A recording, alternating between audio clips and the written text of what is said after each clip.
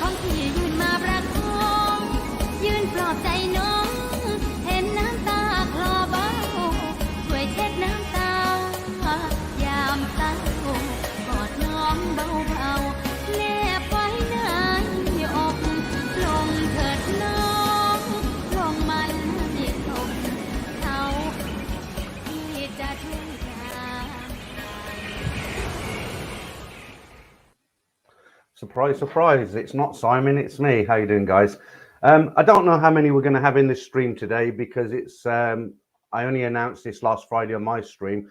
Just to give you a little bit of update, I might repeat this a little bit later on. I'll just address Chayam Falang's comment. Hi to JP as well. Hi to Paul.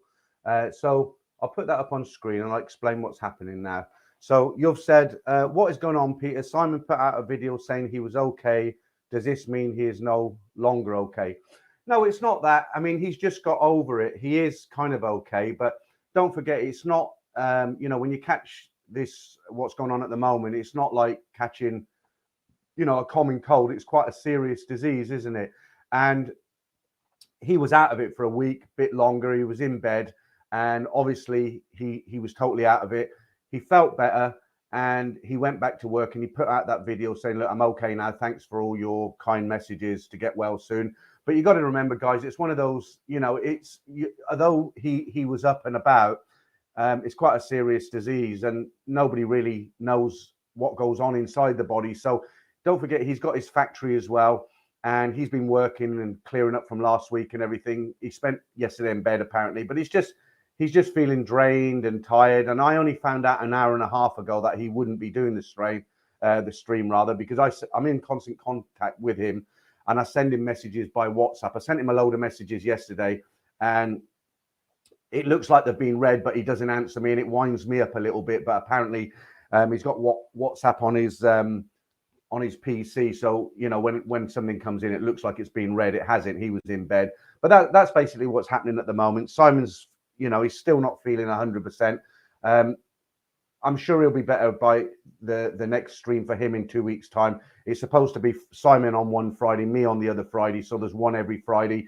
But the only reason I've come on and done it today, I'm coming on today, is because I did tell everyone on my stream on Friday the new schedule. And I said 12 o'clock, Simon will be here. Obviously, he's not. And I didn't want to just not put out anything. So you're sort of wondering, well, what's going on? So we'll do this stream today. Like I say, I've only had an hour and a half to prepare. Oh, I think I'm getting something now. I've only had an hour and a half to prepare, but I've got some quirky stories for you. I've uploaded some photographs, and we'll see how we get on. And if it's, you know, if we're doing okay, we'll keep it going for a while. Got my coffee instead of the Kronenberg as well as it's lunchtime. It's a bit of a strange time of the day. There's 45 in at the moment. I don't know if we'll get many more in. You know, on a Saturday night or a Friday night, I'm normally 200 to 300, but we'll see. It's early days yet. So let me say hello to everybody first, and then we'll take it from there. And I'll repeat that later, but I'll give a shortened version. So, you know, right. Who haven't we said? Right. Hi, Paul, to everyone. Rich in Falangland. Hi, how you doing? Parrot in the Philippines, checking in from Dubai. Nice Dubai now. I was in Dubai 88. There wasn't nothing there. Hardly anything there.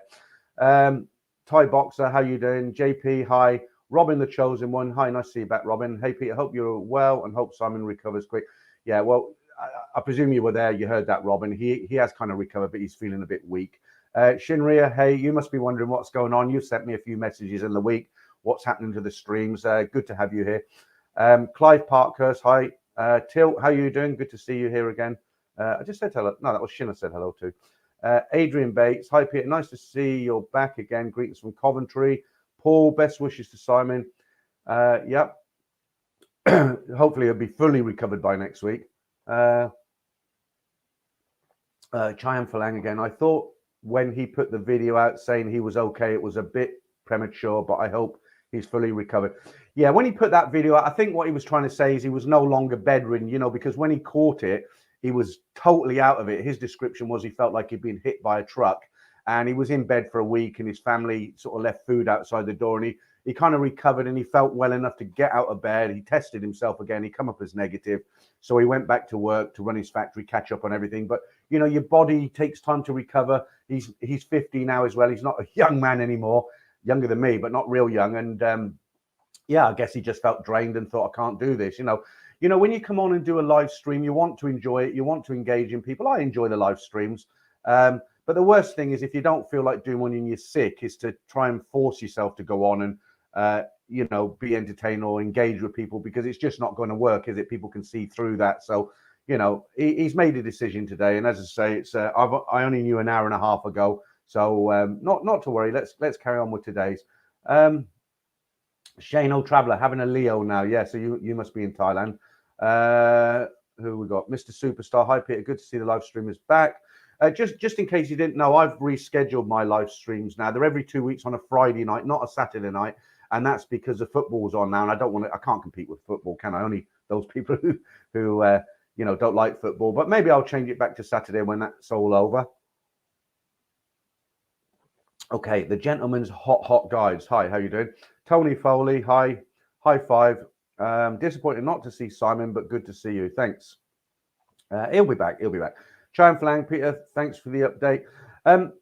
The thing is, he got the Dave and Nat video out, didn't he? I was panicking a little bit because I kind of keep nagging him. I saying, is it going to be ready? Because the problem with me, I'm very, I'm a routine guy. If anything breaks my routine, I don't like it. I like to stay focused. I like to know what I don't sort of ad lib too often. And when I've set out a schedule, right, Nat and Dave on this video, stories on this Saturday rather, then I want to keep it up. And if I don't know what's happening, I get all panicky and I start nagging him, and I keep on at him and saying, look, if you're not going to put them out, fine, but let me know so I can put a story out. And but he did manage to get the Nat and Dave video out last Saturday. The next one will be the following Saturday. So being Friday today, I've got some stories for you tomorrow. What I've done, it's a bit unusual tomorrow, because what I've done, I've normally on an upload, I like to make them about 30 minutes long. And there's normally 2 or 3 stories depending on the length, but there's some guys send me stories and they're quite short, so I don't really read too many of them out. But I went through my PC yesterday, and there's quite a few of them. I thought, well, these guys have taken the trouble to put these stories together, send them in. So what I've done, I've put them together on one upload that's going up tomorrow, but there's 7 stories, believe it or not. So you'll get a 30-minute video tomorrow, and it's 7 stories, but they're all very short. Some of them are better than others, but I've just had a clear out. And then on Sunday, I'm giving you a bonus video. I did a video about 2 weeks ago, which has done really, really well. It was called something like top tips, what to do, what not to do when you go into a go-go bar. So it was aimed at newbies, and it was things like, if you want to leave the waitress a tip, put it in a hand rather than leave it on the tray, all them sort of things. And it went down very, very, very well. So I thought I'd follow that up with another newbie video. And on Sunday, I've got one coming out called 20 Lies That Bar Girls Tell You. Okay. It's just more for fun than anything, but newbies will learn from it. So, if you're a seasoned traveler, it might not be for you. So it's the stories on Saturday and that little bonus video on Sunday. And depending on how that goes, if that gets the same reaction as the one from 2 weeks ago, then I might even do another one, 20 things that Mama Sans will tell you. We'll see. I don't want to be known as a pure monger, because I'm married, but people seem to like these videos, so I will put them out if they get a good reaction. Okay, let's see who else is in.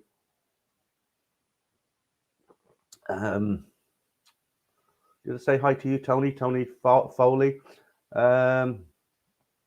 Michael Mead?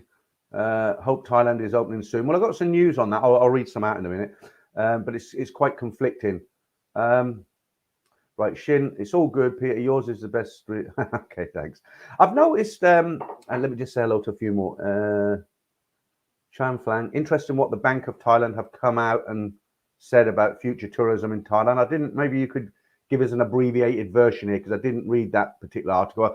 I rushed through all the websites they're trying to get, I like the quirky stories, and I didn't come across that one. So maybe you could just put that in the comments if you could squeeze it in. Mazza, hi, how you doing? You're on your lunch break. Simon, yeah, he's okay. He's just feeling a bit fatigued. He's not quite over it. Right, Shane or Trevor, loving your stories and advice. Cheers for that. Right, Champlank, Peter, can I ask you what your main smartphone device is? Yeah, it's nothing outstanding. Believe it or not, guys, I all the videos I've been making for the last 2 years, all the stories, other than live streams, everything has been filmed on that phone, believe it or not. And you know, I did the old 8th Air Force Air Base. I did that with this phone. I did, you know, I put this in a stand and I talk. The only thing is I'll plug an external mic into it, because my early videos, I'm in a room obviously, and when you have it kind of a meter away and you're talking, it picks up the echo of the room. And Simon pointed that out to me about 2 years ago. So I bought these external mics. You plug them in the bottom of the phone, and they seem to be okay. The quality's not. I've seen YouTubers who have, I mean, they're like TV production. They're so good. The lighting, I don't even use any lighting. I've got 2 strip lights above me. That's probably why when I use a green screen with pictures in the background, you can see a tint of green around my head. You're supposed to have a lot more lighting and stuff. But at the end of the day, the way I look at it is, I will tell you my phone in a second. The way I look at it is, when you make YouTube videos, people are interested in the videos, aren't they? They're not watching it, you know, to see how good your lighting is or your sound is, as long as it's adequate. I don't think my videos are not, they're not outstandingly high definition, you know, the crispest videos out there. My sound might have still a bit of an echo on it. But at the end of the day, you know, you're not subscribed because you want to see how much lighting I'm using. So if people started complaining and saying we can't see you or can't hear you or something, then I'll have to do something about it. But in answer to your question, I use it's a little bit old now. It's a Samsung S10 Plus, and I haven't changed it this year. The reason I haven't changed it, let me just finish this off. I used to be, I'm on it. Let me just take that off. Someone's changed their name. How are you doing? I missed you the last time. Moist Manic. Yeah. What's happened to the other one, Mr. McGee? I missed you last time, but when I did the rerun, just sometimes I watch a stream to see if I can improve, and I did notice that you'd said hello there. So sorry I missed you last time. So good to have you on this one. And Till It Hurts, how you doing? Okay. Jack Hayden, how is England open up? And any England's doing okay. Yeah, it's doing okay. Right, what was I talking about? It's old age, you see. I get put off. Yeah, the phone. So I used to be on a contract. Well, I still am on a contract with EEB. I've been with them for about 20 years.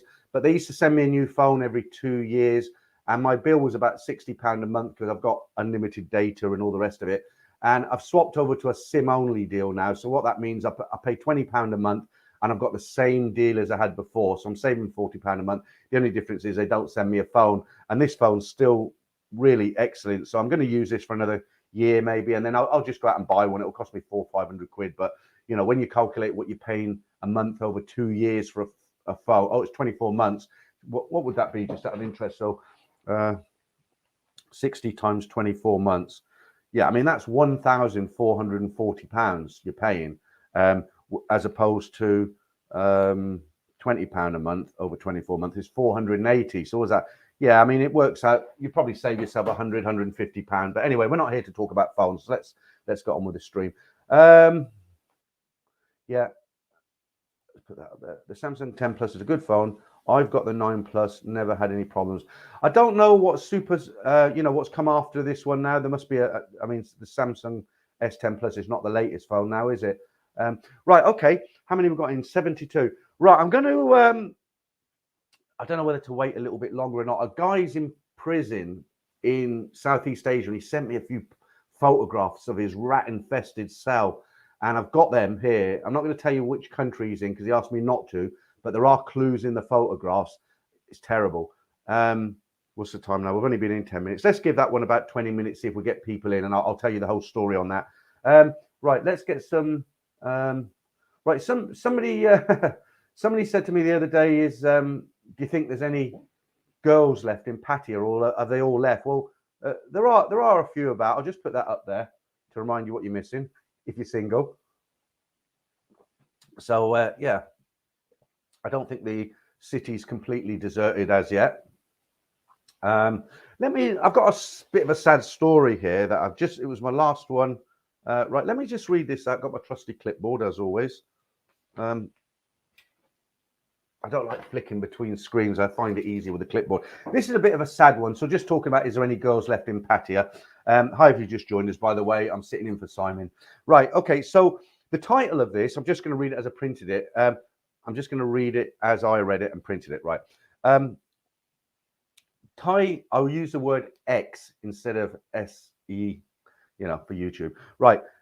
Thai ex-workers battle for survival. For Nantawan, the walking street of Pattaya is more than a famous red light district. It was her workplace for 12 years. It was here, among the rows of nightclubs, bars, and massage parlors, that she and other workers welcomed tourists from around the world. Many people have built their lives here, and others came to see a better future. Today, the walking street is no longer a place of entertainment and opportunities. Night entertainment venues that had provided jobs for many workers are shut. So this is this girl explaining this, right? It's not a reporter. There are no bright neon lights at night and no pumping music. Tourists have vanished since last year when the pandemic hit Thailand. It's so depressing, said Nantawan. Nowadays, by 6 p.m., Pattaya looks like an abandoned city. There is hardly any sign of life on Walking Street. This makes me want to cry. This place used to generate income and build the future for so many people. Nantawan is among the hundreds of thousands of bar workers in Thailand believed to have lost their main source of income due to the health crisis. Isn't that really sad? So, yeah, when you think of it like that, I've actually got an itchy eye now just by coincidence. Yeah, that's really sad, isn't it? It's, what more can you say? I just thought I'd read that out. That's how the girls are feeling, some of them anyway. Yeah, Shane or Traveller, prison photos needed. I've got 80 in now. Let me see if I can get it up to 100. It's the worst time of the day to do a stream, especially for guys in the UK. People are at work. It was unannounced. I'm here by surprise. It should have been Simon here. I've only been going 15 minutes. Give me a few more minutes and I will tell you what that's all about. Right, what's that? Hi, Peter. Question. It took 9 months to roll out in the UK with 90% vaccinated. With this in good, you're using the code. Well done. With this in mind, do you think it will take Thailand more or less time as the UK? Okay, so I don't know what's going on there. The USA donated 1 million. I think it was 1 million, 1 million jabs, and good old Boris, he sent over just under 500,000, or the UK government did. I don't know. There's conflicting stories. Right. Okay. Look, here's two stories that are conflicting. Okay. And this is about the subject, what you're talking about. I'll put it back up there while I'm telling it. Okay. So the first story, really short, guys. Right. So the first one says Thailand lockdown may be lifted in September. So when I read that, of course, my ears pricked up and I thought, well, here, get the sunglasses out, not the sunscreen, the sun lotion. If you haven't heard, it's now illegal to use suntan lotion in the UK, in the UK. In Thailand, they've made it. They put it on the statute books. They said it damages the coral, so you can get arrested if you're sitting on a beach and you put on suntan lotion. You can get arrested. I don't know about the pool in your hotel, but definitely on the beach. Right. So this one says, yeah, Thailand lockdown may be lifted in September. So I was yippee. Here we go. The PM announced on Wednesday that restrictions could be eased next month amid signs the infection rate is slowing. However, tighter safety measures were needed to combat the outbreak of the variant. You know what variant I'm talking about, right? He said via Facebook. He also acknowledged the daily infections have risen above 20,000 since lockdown measures were imposed last month, suggesting it was a terrible idea, but said the number of patients recovering is now higher than the infection rate. Right. So if you read that, and you want to go back to Thailand for a holiday or whatever it is, that's encouraging, isn't it? Okay. But then I read this story somewhere else. The lockdown of 29 provinces hardest hit by the latest wave of the pandemic has been extended until the end of the month, but restrictions have been eased on banks and other financial services operating in shopping malls. So that was 2 days ago, to be fair. So maybe since that 2 days have made a decision. I don't know. But as always, watch this space. Right. Let me put them figures up because we haven't done that today. So I take these figures. You can look at them yourself, but I take these figures from the Bangkok Post. I took these today about an hour before I started on the stream. So, over 1 million cases now. Daily infections, nearly 20,000. But 795 have recovered and 805. So I don't know. I mean, I think you as an individual, you have to all guess for yourselves, won't you? I mean, I have my own thoughts on it. What do I think? I think it's not time to get the suitcase out of the loft just yet. I don't think it's time. How long do I think it's going to go on for before it's all back to normal? It won't be back to normal as it was when we were last there, but until you can just get on a plane, show a certificate, and away you go. Honestly, guys, what we're now, August. I hate to be a doom and gloom merchant, but I can't see anything happening before next year now. Maybe spring. I might be wrong. I hope I'm wrong. But there's the figures in front of you there. Oh, let me just give I want to give a quick shout out to a couple of people. I want to say firstly hi to Dell. He's a new bro. We don't get hundreds of members. Got over 100 people in the stream now, so I'll do that prison story after this. So hi to Dell. He's joined as a bronze member, and he actually wrote to me this morning and said, look, I like the channel so much. I want to upgrade to a gold. How do I do it? Or a silver? And I think the only way you can do it is to cancel the bronze and then rejoin as a silver or gold. So welcome to Dell. Now, I want to say hi to a guy. I've been meaning to say hi to him for a few times, and I always forget because the guy sends me emails quite often, messages. Yeah, he sends me emails. I've got an email address. You can write to me if you want to. Let me just put that on the screen. So I get guys write to me. Sometimes I answer. I try to answer everybody. Sometimes I'll answer quite in depth. If I'm busy, sometimes I'll do a one-liner. But the great thing about technology now is when I answer the emails, I don't have to type them out. I can wear this and tell Google to do chat, make it chat. And then, obviously I can just sit here, talk in the email, and then I just go and check it afterward, make some corrections. Okay. So I want to say this guy, his name's Noel, and he's blind. So he can't watch the streams. He can't see what's going on. But he does work, as I gather he works for the local county council. He's not an invalid as such, but he is blind. His name's Noel, and he said he'd be thrilled to bits if I could give him a shout out. So I know he does like to listen to the streams. He likes to watch a video. So Noel, if you're watching this live stream, mate, all the best to you. I hope you enjoy it. And if not, I will, because this is all sudden, I will give you if you watch this later, I will give you another shout out next Friday when I do my evening live stream. Okay, so that's for Noel. Right, okay, glad I've done that. Right, okay, so I've now got less than 100 in again. I've got 97, but that's okay. Right, so let me tell you about this story. I'll just see who else is in. Right, okay, well, Amit Singh, how you doing? Right, hello, I'm an Indian. What do you want, Amit? A medal? Oh, come on, don't say that. He's only joking. He was only joking. Chang Falang, he's joking. Right, yeah, okay, let me put you up there. Hi, Amit. You're famous now. Have you been on the stream before? Your first time? Nice to have you with us today. Anyway, Josie Ray, greetings from recovering Portugal. Lots of British tourists here in Lisbon and Algarve too. Okay. Yeah. Okay. So you don't agree with me, Cham? You're saying Thailand will mostly be sorted by mid-October for a November opening. Right. I hope I'm wrong, and I hope you're right, because if I'm wrong and you're right, I'll be one of the first on the plane, believe me. What's this? Alan Park. Hi, Peter. I'm hearing of a few times.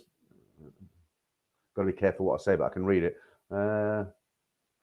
Yeah, I mean, I did hear that as well. I heard that I've got to be careful how I say it now.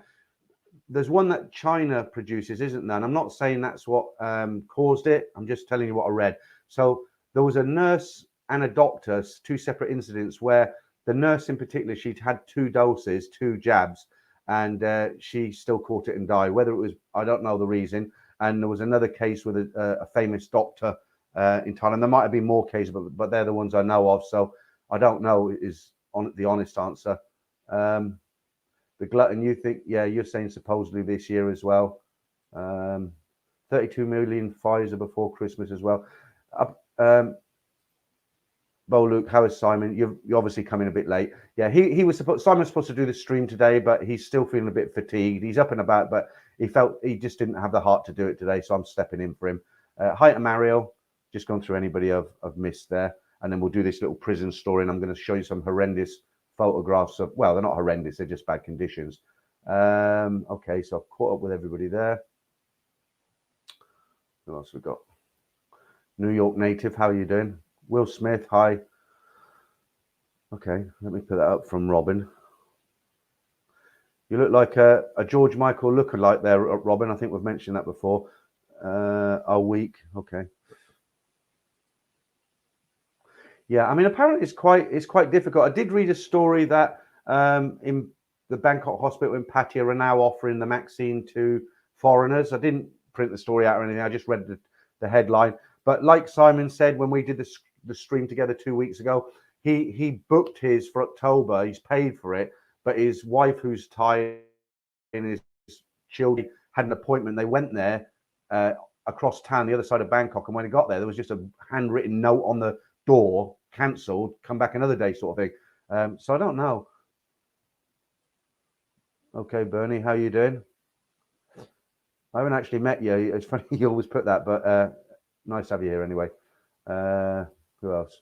Edward's sad. How you doing? Yeah, I'm sure he'll watch this and read the comments, Bo. So thanks for that. Right, okay, you ready for this story? Right, okay, 103 in, good. Okay, so you know all the stories I read out, guys send them to me. They're not the early ones were from me, and I don't make them up, honestly. The guys send them to me. Well, there's a guy, I can't tell you his name, and I can't tell you which country he's imprisoned in, but I've had a few communications, and the first question I asked him is, well, how? Because he said he enjoyed the channel, and he sent me a story. I haven't read the story yet because I don't read the story as soon as I get them. What I do is I put them in a queuing system, and then the day that I'm going to do the upload, I'll take it, put it in a Word document, spell check it, take out any slang words, and then I have to rewrite it a little bit sometimes so an international audience can understand it, take out any slang. So I haven't actually read his story yet, but he sent me some. First of all, he wrote to me and he told me he's in a prison in Southeast Asia. He asked me not to say where he was, but if you look at these photographs in a minute, I'm going to give it a good build-up, so you'll have to be patient. If you look at one of these photos in particular, there are clues where he is, but I will tell you he's not in Thailand. But his story started off in Thailand and then he went somewhere else. And I asked him. Apparently, he said he didn't do it, but apparently he's been banged up for people smuggling. He said he hasn't done it. It was a mistake. They've made a mistake. I don't know So he sent me this story and he said he's in prison. And then he said to me, I sent him because I was intrigued. I sent him a few messages. And I said, well, you know, what country you're in? And he didn't want to say. And then he said, look, I could send you some pictures because I haven't sent you any pictures. I could send you some because I know your viewers will think when you tell it that I've made it up and all the rest of it. And I didn't actually ask him for any pictures. But he just said, look, I'm in this rat infested hole and I don't know how long I'm going to be here. And these pictures of his cell that I'm going to show you. Now, what he said is, this is a VIP cell. He's in a VIP cell. He said the others, there's up to 150 people in one cell. And he says they have to take turns at sleeping. They can't all lie down at night. So for half of the night, maybe half of them will lie down, half of them will stand. And then halfway through the night, they have to swap over. But he's got a single cell. But when you see it, it's horrendous. So we've got 130 in now. So I'm going to show you these pictures. Right, before I show you the pictures, but because I don't want the screen to be too busy, what I'm going to have to do, I'm going to change this background to just a black. It'll be nothing there, just black. And then I'll put the pictures up. So let me just find the pictures first. Right, I've got the pictures. So I'm gonna disappear. Black background. You'll still hear me, and I'll put the pictures up and explain what you're seeing. So let me just change that. I've prepared it already. Yeah, there we are. Right. Okay. Okay. Oh, you can still see me. That's okay. Right. Let me. Okay. So here's the first one. Now, remember, this guy is living here. He doesn't know when he's going to let out, and he hasn't been to trial yet. But this is where he's living. Okay. Maybe we're not looking at the chat for the minute. Maybe you can open that up. Just expand your screen. Now, if you look at the T-shirt, that's the clues where he is. Okay. He's not in Thailand, but that is where the guy is living. Look at the pillow. It looks like it hasn't been washed in 1,000 years. Could you sleep there? You'd have to. Right. Okay. Let's go to the next one. Okay. You can't really get the full feeling of these unless you open the picture right up, get rid of the chat for a minute and open that up. Well, can you see the rice sack at the back of the room? Apparently he has to hang that from the ceiling because when it rains, there's so many leaks, it just leaks down onto his bed. But look at the size of it. You can see the window on the left. And let's do the last one now. Again, if you open up. So I don't know. He's got a curtain there of some sort. But isn't that horrendous? Okay, let's get rid of that. And then let's get that background back, and I'll see what you guys are saying about it. Where were we? Okay. There we go. Right. So I might jump his story up the queue a little bit because he sent me the photographs with it. And when I make the upload, I don't know, maybe it's going to be in a month's time. When I make the video, what I'll do, I'll do a little bit of an explanation at the beginning of the stories, and then I'll maybe put them photographs in the story. So when I tell the story, the only thing I've got to be careful of is if I rabbit on too much at the beginning of the stories, I explain things, people write to me and say, you should get to the point, you talk too much. So I'll try and give a brief explanation, and then I'll I'll put them pictures in as well. So hopefully about a month, because I've got quite a few stories now. Right. What are you saying? Okay. Right. Hi to Nar. Yeah, Simon's not actually here today. Nar, he's still he's not feeling, he's out of bed, but he's not feeling up to it. Yeah, he's been working all day. I'm surprised I got 132 in at the moment, actually, because like I say, it was announced for Simon, but it's just that time of the day, isn't it? The UK on this channel, for some reason, the UK is our biggest audience, and then it's followed by America, Australia, and Thailand. Yeah, I pretty much agree with that. Soy Lenky. Hi to No Name. How you doing? Put that up on screen there.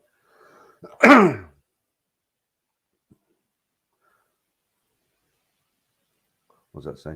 Any Maxine is better than no Maxine. Simple as that. Yeah, I've never understand these anti-vaxxers. You know, I mean, they really go out of their way. They do protests.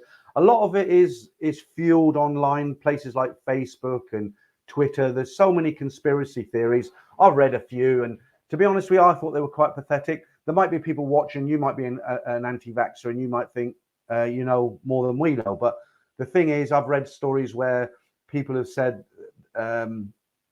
they're putting microchips into our arms. You know, doctors have laughed at that. They said, if you ever invent a microchip small enough to go through the eye of a needle, then let us know. You know, I had my dog microchipped, and the needle was about as thick as a chopstick. You know, I mean, you can't, you know, there's all these different theories about, but, you know, I agree with you, you know, better to have it than not have it. You know, there was a guy recently, I listened to LBC in the UK, London Broadcasting Company. It's a 24-hour news. The only thing I don't like about it is the adverts, but anyway, it's good radio station to listen to. If I'm out with a dog, I can put the headphones in and listen to it. And there was a guy on there, he was 56. He made, I don't know if you've heard about this, he made a Facebook video, and he said that you know, he said, well, I think my body's strong enough to handle this. I don't need to you know, I don't need to take these injections. And within sort of 5 days, he was dead. So, you know, like you, I think it's better to take it. Okay. I haven't done the exchange rates yet. I've taken these about an hour ago.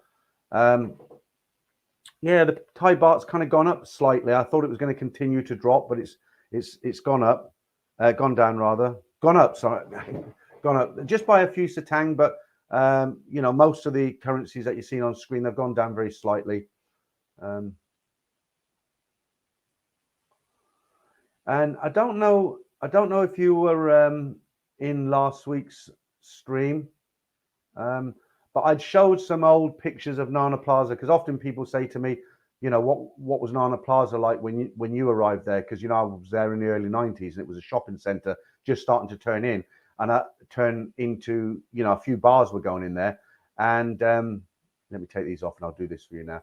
And people ask me, and I've got a few old photographs here, and I showed them in my stream last Friday. I don't like repeating myself, but I noticed there's people in here who weren't in the stream on Friday because of the different times.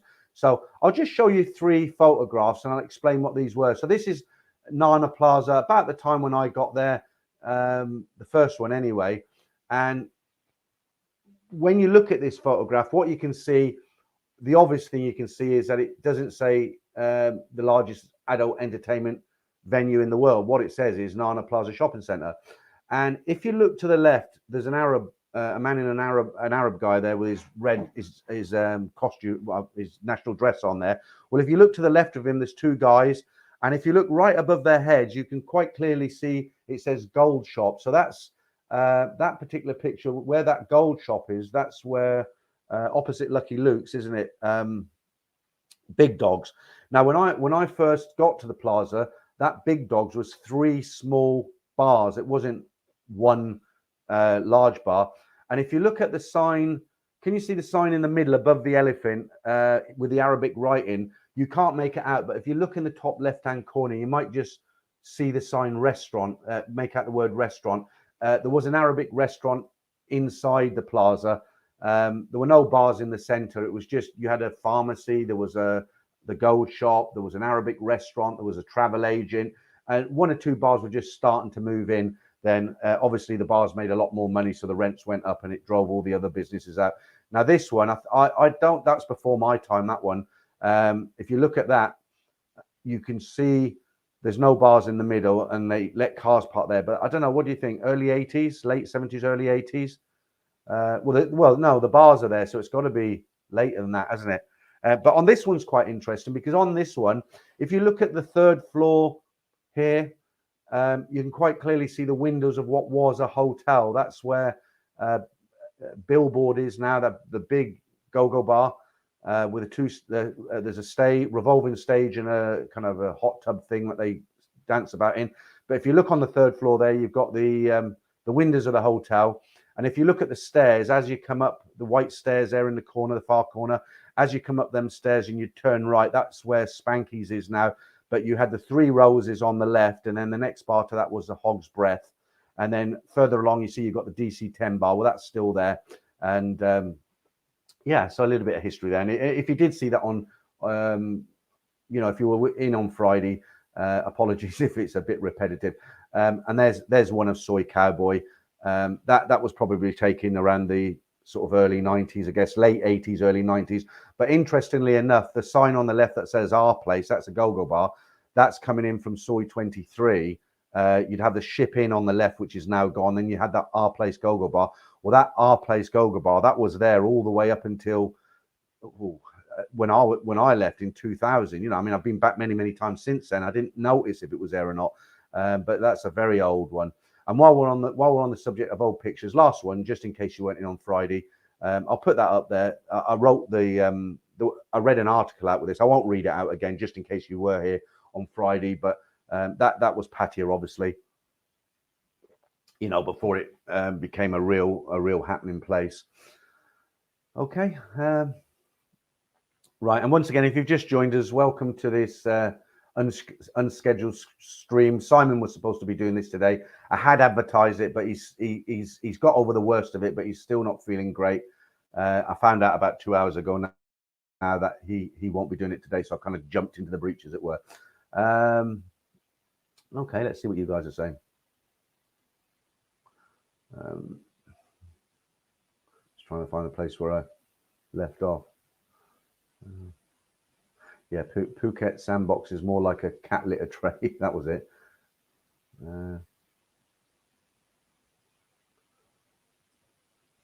Right, what's that? Chocolate Man in Thailand. He got his first vaccine this week in Pattaya. He was given a choice of, yeah. Okay, so that's like I said earlier, I read that article, you know, that if you're in Pattaya, you can go to the Bangkok hospital. I don't know if you can just walk in or you have to make an appointment, but Simon hasn't been able to get one in Bangkok at the moment. So obviously they're starting a rollout now. But talking of YouTubers, Chocolate Man, I've noticed a lot of the Thai-based YouTubers, the ones that are actually in Thailand, they're really, really struggling for content now. They're coming up with all sorts of ideas. And I've noticed a lot of them some of them are leaving. There was a bit of talk about Chris Parker working for you, retired working for you. People said he's left Thailand. He's not coming back. He's going to be a world traveler. I thought that as well. But apparently he is coming back. He's just gone over to Canada because his daughter started university. And then I guess he'll be back. But I did hear somebody say he might not, he might base himself in Thailand, but he might do a kind of a world travel. I mean, the guy's got 150,000 subscribers. So he's obviously intelligent enough to think, well, if I can do that in Thailand, if I went around the world, you know, I could maybe get the million or something. I don't know what his plans are, but he will be back on the scene apparently. And then you've got the guy, who else is left? I forget the name of the channel, but there's a guy who's married to well, that doesn't give you much of a clue. He's gone back to the States, another YouTuber. But I've noticed I don't spend lots and lots of times. What's that? Emmanuel said, is it okay if I can send you a PDF file about the pandemic or email? Yeah, you can do that. I'll put my email address up for you very quickly. Just send it there. I won't read it out on this one though, because I have to go through it and prepare it. So if it's relevant, I'll read it out on the next one. But that's my email address. Yeah, so a lot of the I've noticed a lot of YouTubers are sort of disappearing, and the ones, especially in Pattaya, there's I watched quite a few of the guys in Pattaya, but they seem to be really struggling now. You know, they seem to be really coming up with quizzes and pulling out you know, all sorts of things out of the box to try and keep going. It's a difficult one, but what's really ironic, what's really strange about it is that, you know, all those guys, they're in Thailand and they're really struggling for content. And here I am in the UK, 6,000 miles, and I don't seem to struggle for content. I've always got something to put out there. It's either the stories, or we do the Nat and Dave, or we're doing the live streams. And really, I'd like to try and get out there a bit more and film, but the channel's about Thailand, isn't it? So when I did that 8th Air Force abandoned airfield, American airfield, I thought that would be really popular. Some people liked it, especially some Americans, but it didn't do great. And I guess it's just in the wrong place, isn't it? Okay. I'm not even going to try and pronounce that name, but welcome anyway from Sweden. Okay, I know, said I don't get the point. We love the long talk. Yeah, but you know, some people like to get to the point, don't they? You know, when I've really cut down the introductions on the stories now, because in the old days, I'd say, right, you know, I'd tell a story and I'd say, now this guy he's from here and the girl was from there, and I'd build it up. And then when you had a picture in your mind, I'd go into the story. So you had these images in your head. But the thing is, I did get, not a lot, but I did get people say, God, you don't have to wrap it on, just get on with the story. So some people literally, they just want to click and the story starts. So then I started doing an introduction saying, if you don't want to hear the introduction, go to this here. And now I've just cut it down. You know, I do very brief introductions. Mr. Mitch, been driving and listening. Now I'm here. Good to see you. Hello, everyone. Yeah, good to see you. Yeah, that's something I don't really think about. You don't have to be sat in front of a PC to watch to hear a live stream, do you? So hi to everyone if you've just joined us. Anyway, I was just going through the news articles and I came across this picture of this Thai girl. You might have seen it before, but she looks so cute. Have you seen this one? I mean, she's really wrapped up well, isn't she? I think that's quite an old photograph. I think that's from the early days, but you know, she looks cute, doesn't she? All right. Let's do another story. I've got a picture of this one. Let me just find it, the story. Because this is another quirky story. Yeah, here we go. Right, I'm going to put the picture on screen for you. And if you look in the middle, you can quite clearly make out what these things are. But it's just strange that it's happened in Thailand, of all places. So let me put this picture up and I'll read you the story. So there's a picture. I don't know if you can make out what that stuff is. If you look very carefully at the pink bits on the table, especially towards the middle of them, you should work out what they are. Right, title of this one, sex toys worth 3 million baht seized in Bangkok. Around I don't know if I could say this word, around 5,000 dolls, you have to guess what that is, dill, right? Around 5,000 dills, enlargement devices, massage oils and lubricating gels was seized from a warehouse off the Pechakasam highway, probably said that wrong. Fake Rolex and Gucci watches were also confiscated. Officers arrested a 47-year-old who is from the northern province Tak and a 28-year-old Chinese national. Police say the men admitted to owning the ex-toys and products. The items were shipped from China and sold through Facebook to customers in Thailand. So that's a bit of a strange one, isn't it? You know, especially in a place like Thailand. But I do remember walking around Sampeng years ago. That's the Chinatown. And they'd have tables, you know, like in Sukhumvit. You walk down Sukhumvit, got tables selling it. We used to have the DVDs. Nobody buys DVDs anymore. But I remember in particular around Sampeng, Chinatown, They used to have the same sort of thing like Sukhumvit, but what they had also, I don't think I've seen them in Sukhumvit, it might have had, but these products we're talking about now, they had them laid out on tables. And I remember years ago walking around and looking at these things and thinking, blimey, you know, do they need these here? But I guess. Okay. Just see if sometimes I pull out a few pictures that are interesting. Let me just see if I've any that I've skipped. Right, I've done the prison ones. Right, okay. Got to put that up very quickly because these guys sponsor us, as I would say. Let's see who else is about. Right. Okay. So you're Cham, you're talking about the YouTubers, aren't you? Most of the Americans are pulling out of Thailand. Yeah. But they'll be back, won't they? Okay.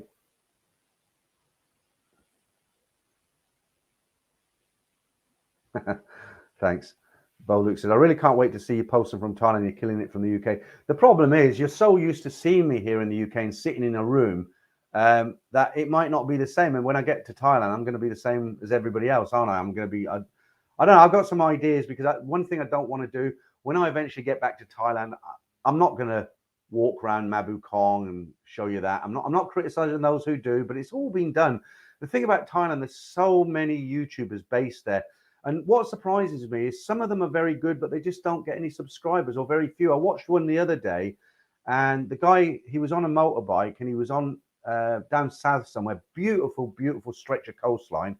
It was like something a paradise on earth. It was white sands, that the palm trees were overhanging. It was sunset, and this guy, I don't know if he had a GoPro on or he was holding his phone, but he was riding along this beach road and you could see this sunset and it was all, you could hear the surf splashing, you know, and he's got a few videos like that. I can't remember the name of him now, but I thought this is a good channel. And I looked and he had like, I think it was like 320 subscribers. And I actually felt a bit guilty. I thought, how can a guy who's in Thailand making videos like this have, you know, 300? But there you go. And somebody asked me also about the guy. Let me get rid of this and we'll talk about that as well. Right.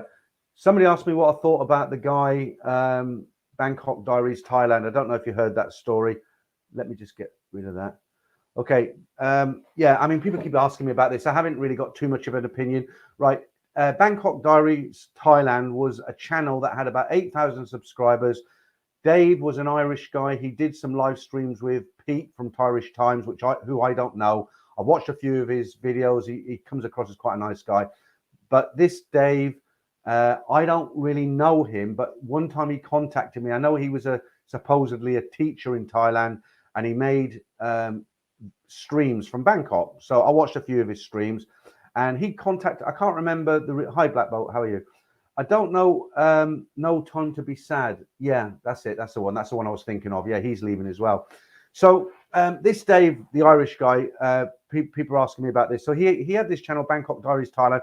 He contacted me, and it was so long ago I can't remember why. But at the time, he had 286 subscribers, and I watched a few of his videos, and I thought this guy deserves more. You know, I mean, he was in the center of Bangkok. He was sitting down and talking to street vendors. He was interviewing Thai girls. He was going to local Thai. He wasn't walking down Soi 4 filming bars. He was in the local Thai community, and he was talking with, he'd go to a restaurant with a Thai, a typical Thai restaurant, sitting outside with the tables, and he'd talk to them. But because he was out there, I thought this guy deserves a few more. So I promoted him on one of my streams. I said, look, you've got to go and see this guy, Dave. He's in Bangkok, and this was when the lockdown was on for us. So I said, you've got to go and see this guy, Dave. He makes these good videos, but he's got virtually no subscribers. Within the 24-hour period of me doing that stream, he jumped from 256 to 560, and I kept in constant contact with him. And then I kind of stopped. I stopped kind of having contact with him because I sent him a few messages and he didn't reply to me. And then he'd send me one when he wanted something from me, like if he wanted me to join on his live stream, which I never did, not because of anything personal. I just didn't want to join his live stream because of the time of day. And so I kind of lost contact with him. And then somebody sent me a video. It was a real hatchet job video. But what it was, the guy hadn't made anything up because he put the evidence in this video that he made. Now, Bangkok Diaries Thailand, it's actually, the channel was taken down. The guy took it down, Dave. I don't know where he is. He's probably in a very dark place. I hope he just doesn't do anything stupid. But I'll just tell you, because people have asked me what happened. So I didn't know anything about this guy, Dave, the Irish guy.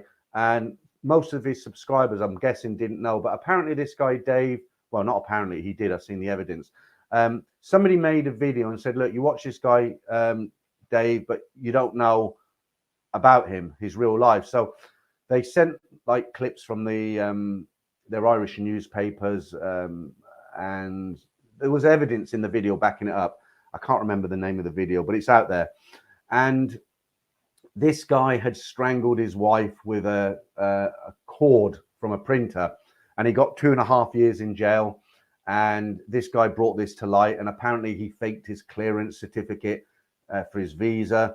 And what else? Apparently he did teaching online, he lied, and all the rest of it. Okay, I mean, look, it's not for me to judge him whether he's right or wrong, but this happened, and obviously the guy seen this video and he's just taken his channel down and he's gone. So what do I think of it? Yeah, of course he was wrong to strangle his wife, and he's paid the price for it, hasn't he? But I'm guessing he came over here. I know he sold, the family home was sold, the money was split between 3 of them, and I guess he came to, there's a lot of people in Thailand who go there to make a new start. They've got history, you know, especially in a place like Pattaya. You know, you've got a lot of people with history, and it's not always good history. So I'm guessing the guy, yeah, he did this, you know, he probably, very bad thing to do, but he went to jail, and he came to Thailand to make a clean start. Somebody found out about his past. They made this video, they distributed it, and obviously he's gone into hiding, and he's, you know, he's obviously in a very dark place. So anyway, that's all I can tell you about it. Right. Let's go back to see what you guys are saying. Right, Bruce Burrows. Hi, Peter. I'm currently traveling solo around Australia, hopefully able to get back into Thailand in a year or so. Yeah, your government's quite strict, isn't it, as far as letting people in or out the country and stuff. And I believe you had the military in some cities on the streets at some point. Right, Kevo, he says, too many know-it-all bloggers on Thailand. Been here a few times, then tries to turn a buck. Okay, everyone's entitled to their opinion. Your opinions are like backsides, aren't they? Everybody's got one. Right. No, you're naturally okay. What's that? Bo Luke says, you'll naturally make the translation. Don't overthink it. Just on that last this guy here, Kevin O. So just on that last compliment that you put up there, I'd just like to say to you, Kev, one thing is I actually ran my channel for a year and a half, and I didn't have any advertising on the channel, and I didn't have any members, and I didn't make any money at all. I spent about 30 hours a week producing videos, and you know, I eventually got into live chats, but I'm certainly not doing this for the money. I mean, you know, if I was doing it for the money, I wouldn't have a job. I've got a job. I do it because I enjoy it. I like all things Thailand. This channel kind of looks at it from a kind of not so serious. You don't talk about protests or the royal family or politics as much as I can. It's more for fun. If you think I'm only here for money, then, you know, probably better not to watch these videos anymore. Just maybe go and watch somebody else who doesn't have advertising. Not trying to be arrogant or rude, but, you know, when people come on the channel and make comments like that, I just don't see the point. Right. Mr. Mitch, Simon is under the weather today. Darren Drew. Yeah. Okay. Right. So I don't know if you know the schedule for the Nat and Dave videos now. I'll just tell you again, because somebody's still asking, is they're every 2 weeks. So one Saturday it's the stories. The following Saturday it's Nat and Dave. The next Saturday it's the stories, and the following Saturday it's a Nat and Dave. And the reason we do it that way is because when producing those stories is a lot of work, like I've always said before. And the Nat and Dave videos, that's a lot of work as well, because they're animations. You have to write a script and get Nat, the tiger. People say is Nat an automated computer generated voice. It's not. It's a real Thai girl who does. Simon gives her the script with, you know, what to say, and she reads all the bits out, and then Simon takes them and puts them into the story. So we do it every 2 weeks. It's been a bit messed up recently because Simon caught the big C, but hopefully the last one was when Saturday just gone. Stories tomorrow, and then hopefully next Saturday will be in the next Nat and Dave. Yeah, Black Boat, I presume. Oh my God, I presume that's the Dave Bangkok Diaries story. Yeah. If you didn't know about that story, that happened about 2 weeks ago, but it doesn't surprise me. Like I said, when I lived in Thailand, I met a lot of people who they've got dark pasts, and you find out, and are any of us perfect? Right, what's this say? I was in Blueport shopping mall Hua Hin today. Very sad. It's huge, very modern. It was going great before COVID. There is plenty of pain still to come. Yeah, Greg, I used to go into Blueport to get my visa renewed. So if I went out on a tourist visa for a month and I wanted to stay a bit longer, I could go to Blueport. I think it was 1900 baht a play, but the immigration were based in Blueport. And it's not like Bangkok. You just went along, you paid your 1900 baht, and they stamped you another month. It was perfect. Blueport, I didn't really like it. I found it's much too. I didn't find it really interesting. It's just like a mall in London or any big city. I like the Market Village. I found that a much better mall. It's got a food court in the bottom, and I just found it a lot more interesting. But Blueport was good to get the visa renewed. Okay, Sydney has lockdown extended till end of September. Yeah.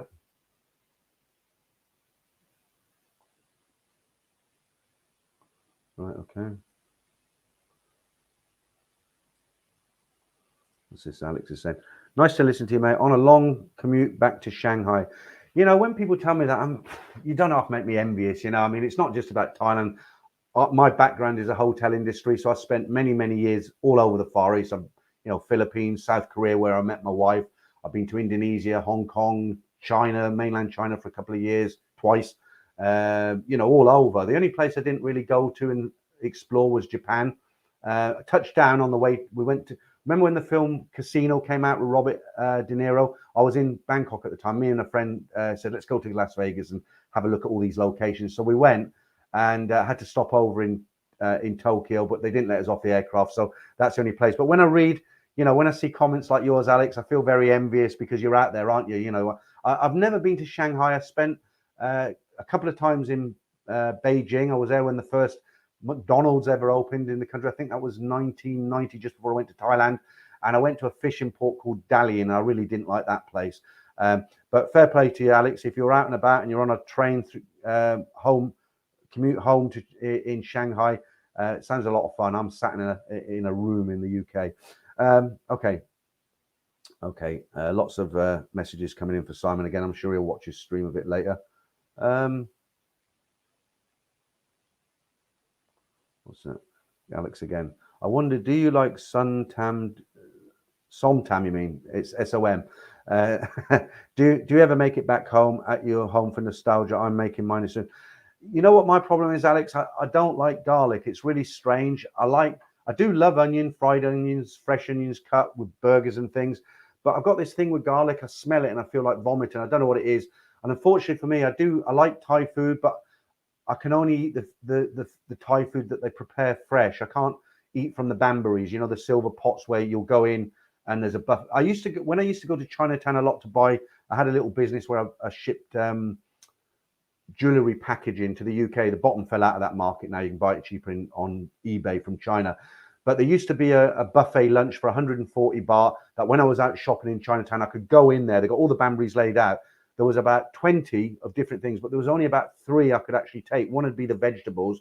But when I went to each meat dish, I'd smell, and just about everything had garlic in it. So I did manage to get a lunch, but it was very limited. And my problem is, sometimes it has a lot of garlic in it. What I'll normally do is if I go to, I know the Thai dishes that tend not to have garlic in, the fried rice, chicken, egg on the top, that normally doesn't have garlic. But I'll if I go to one of these street vendors or a food mall, I'll ask them not to put garlic in it. It's garlic in Thai is gatiam. So I'll say mao gatiam cab, and they know not to put any garlic in it. But it's very difficult. So in answer to your question, no, I don't make it in.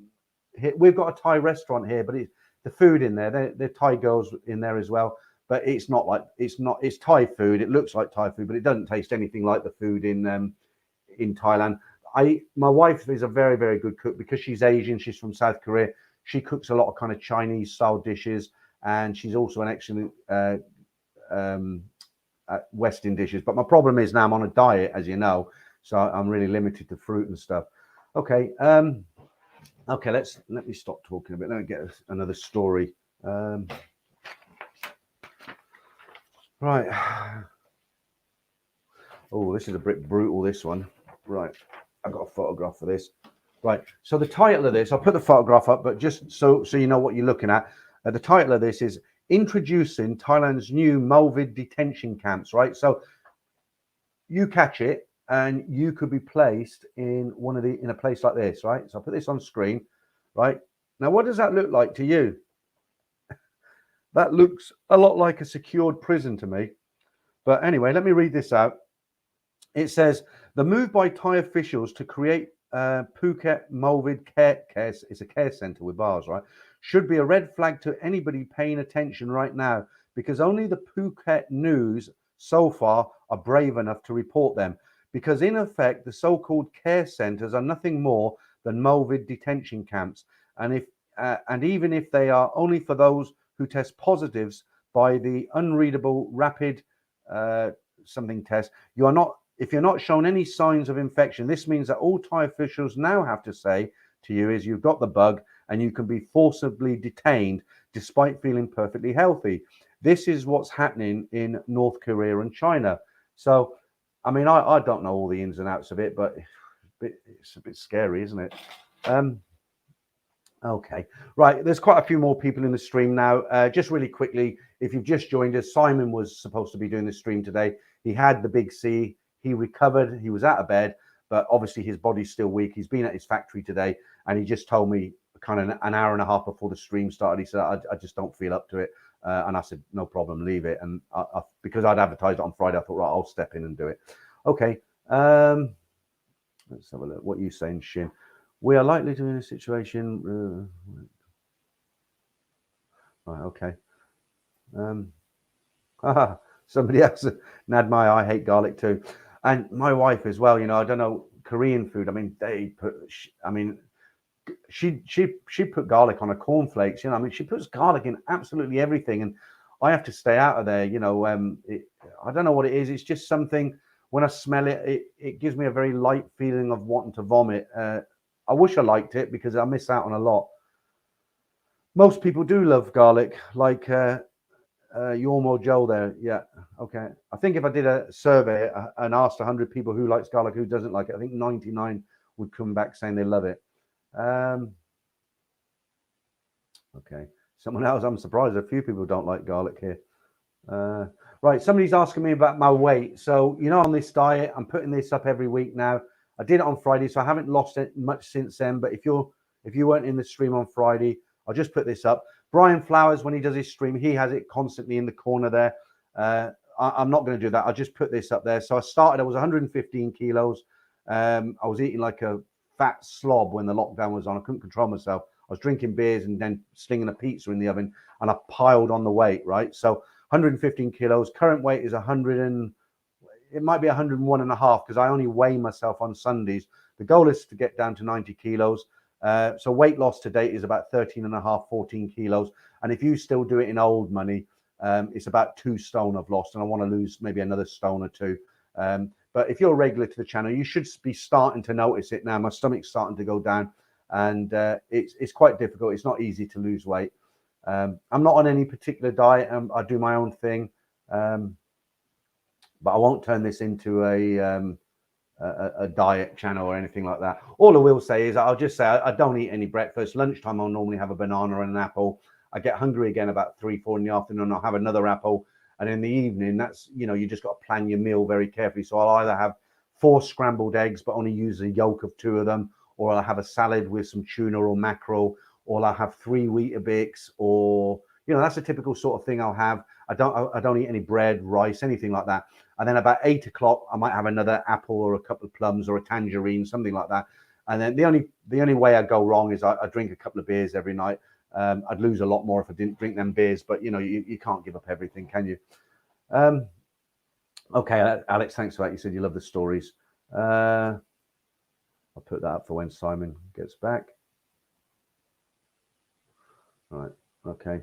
And just in case, Noel, if you're watching this and you're coming to the stream late, I did mention you at the beginning. Noel's a blind man. He works for a county council somewhere, but he loves the stories and the streams. but he's blind. He has to sit there and listen to it all and imagine it. He can't see. He doesn't know what I look like, and he hasn't. He doesn't watch. He can't watch. He's blind. So Noel, if you're out there, mate, all the best to you, and I hope you're enjoying the stream. Let's have a look. What does that say? Right. Is that, how do you pronounce that? Is that Fiji Desi? Okay, Fiji Desi, right. Peter, you talk about Bangkok, Pattaya and Hua Hin, but not much about Phuket. You don't like going there or never stayed around there. No, I've been to Phuket. Why don't I talk about Phuket too much? I didn't visit there too often. I mean, I went there, I stayed in the CNN hotel. It's called the CNN Hotel, budget hotel. Okay, though. It's near Soy, I can't remember the name of the Soy. You got Sea Dragon and all those places. But no, the reason I don't talk about Phuket too much is because I kind of think of like guys like myself, and I mean, I'm married, so I can't sort of put myself in the same category as the single guys, but a lot of the guys 40 upwards who go out on their own to Thailand and they just want to go around some bars and have a good time and stuff. They mainly go to Pattaya, don't they? That's the number one sort of destination from. Phuket is more of a real tourist place. I mean, I don't talk about Khon Kaen in Isan. I spent 2 years there. But I just talk about what I think you guys want to talk about. What Phuket, I found it quite expensive. I've had people on the chat who said they didn't think it was expensive. They thought Pattaya was more expensive, but Phuket, it was all right. I haven't got anything good to say about or anything bad to say about it. I mean, I flew down there because it's right in the south. It's an island. It's right in the south of the country, and it's just a bit of a unless you're going on an international flight directly from your country to Phuket, which is fine, and you intend to spend your full vacation holiday in Phuket, that's fine. But to kind of fly into Bangkok, then you've got to get down to Phuket. It's a bit of a, you can either drive down, I think it's about 19 hours, or you can fly 45 minutes, something like that. But I just didn't spend a lot of time in Phuket just because it was easier. I used to drive, I had a car in when I was in Bangkok. It's just easier to jump in the car and drive down to Pattaya. It took me 2 hours. That's when I used to live off Rama 4. The longest time was getting out of the city of Bangkok. But no, I mean, I don't. If you want to talk about it, you can ask me anything. I'll tell you what I know. Kev says, "Are you a kimchi fan?" No, because I don't like garlic, and garlic is one of the main ingredients in Korean kimchi. She plows it in. I mean, in fact, that really does make me reach if I get too close to it. So what she has to do is make it outside in the garden, put it in a plastic tub, and then put that plastic tub in a plastic bag, seal it, and then put it in the fridge. I mean, I feel sorry for her sometimes, but there you go. Black Bolt, I love garlic as well. Thanks, Robin.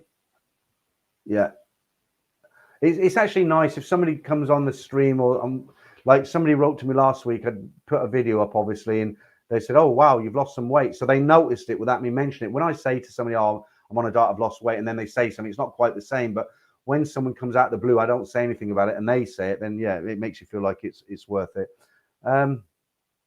Okay, so how's this stream going now? Oh, an hour already. I thought I had visions of me doing only half an hour. I like to do a 2-hour stream when I do my own stream on a Friday. Simon and I, we did about an hour and a half when we did it together. And I thought because Simon's kind of fell out at the last sort of, right at the close to the stream, I'll do one anyway. But I thought, I'll be in about half an hour. But it's going okay so far, so I'll keep going. Somebody wanted to see those prison pictures again. Okay, if you're coming late, I'll give you the short version. If you come in late, a guy who I'm going to read his stories out to, he's in a prison. The one question I did ask him, the first question I did ask him, because he's in prison, I said, well, hang on a minute, you're in prison. How are you watching my channel? And apparently he's bought, quite expensive, I guess his family send him money, but he's bought a mobile phone, and obviously modern mobile phones now, you can do everything, can't you? They're like little computers.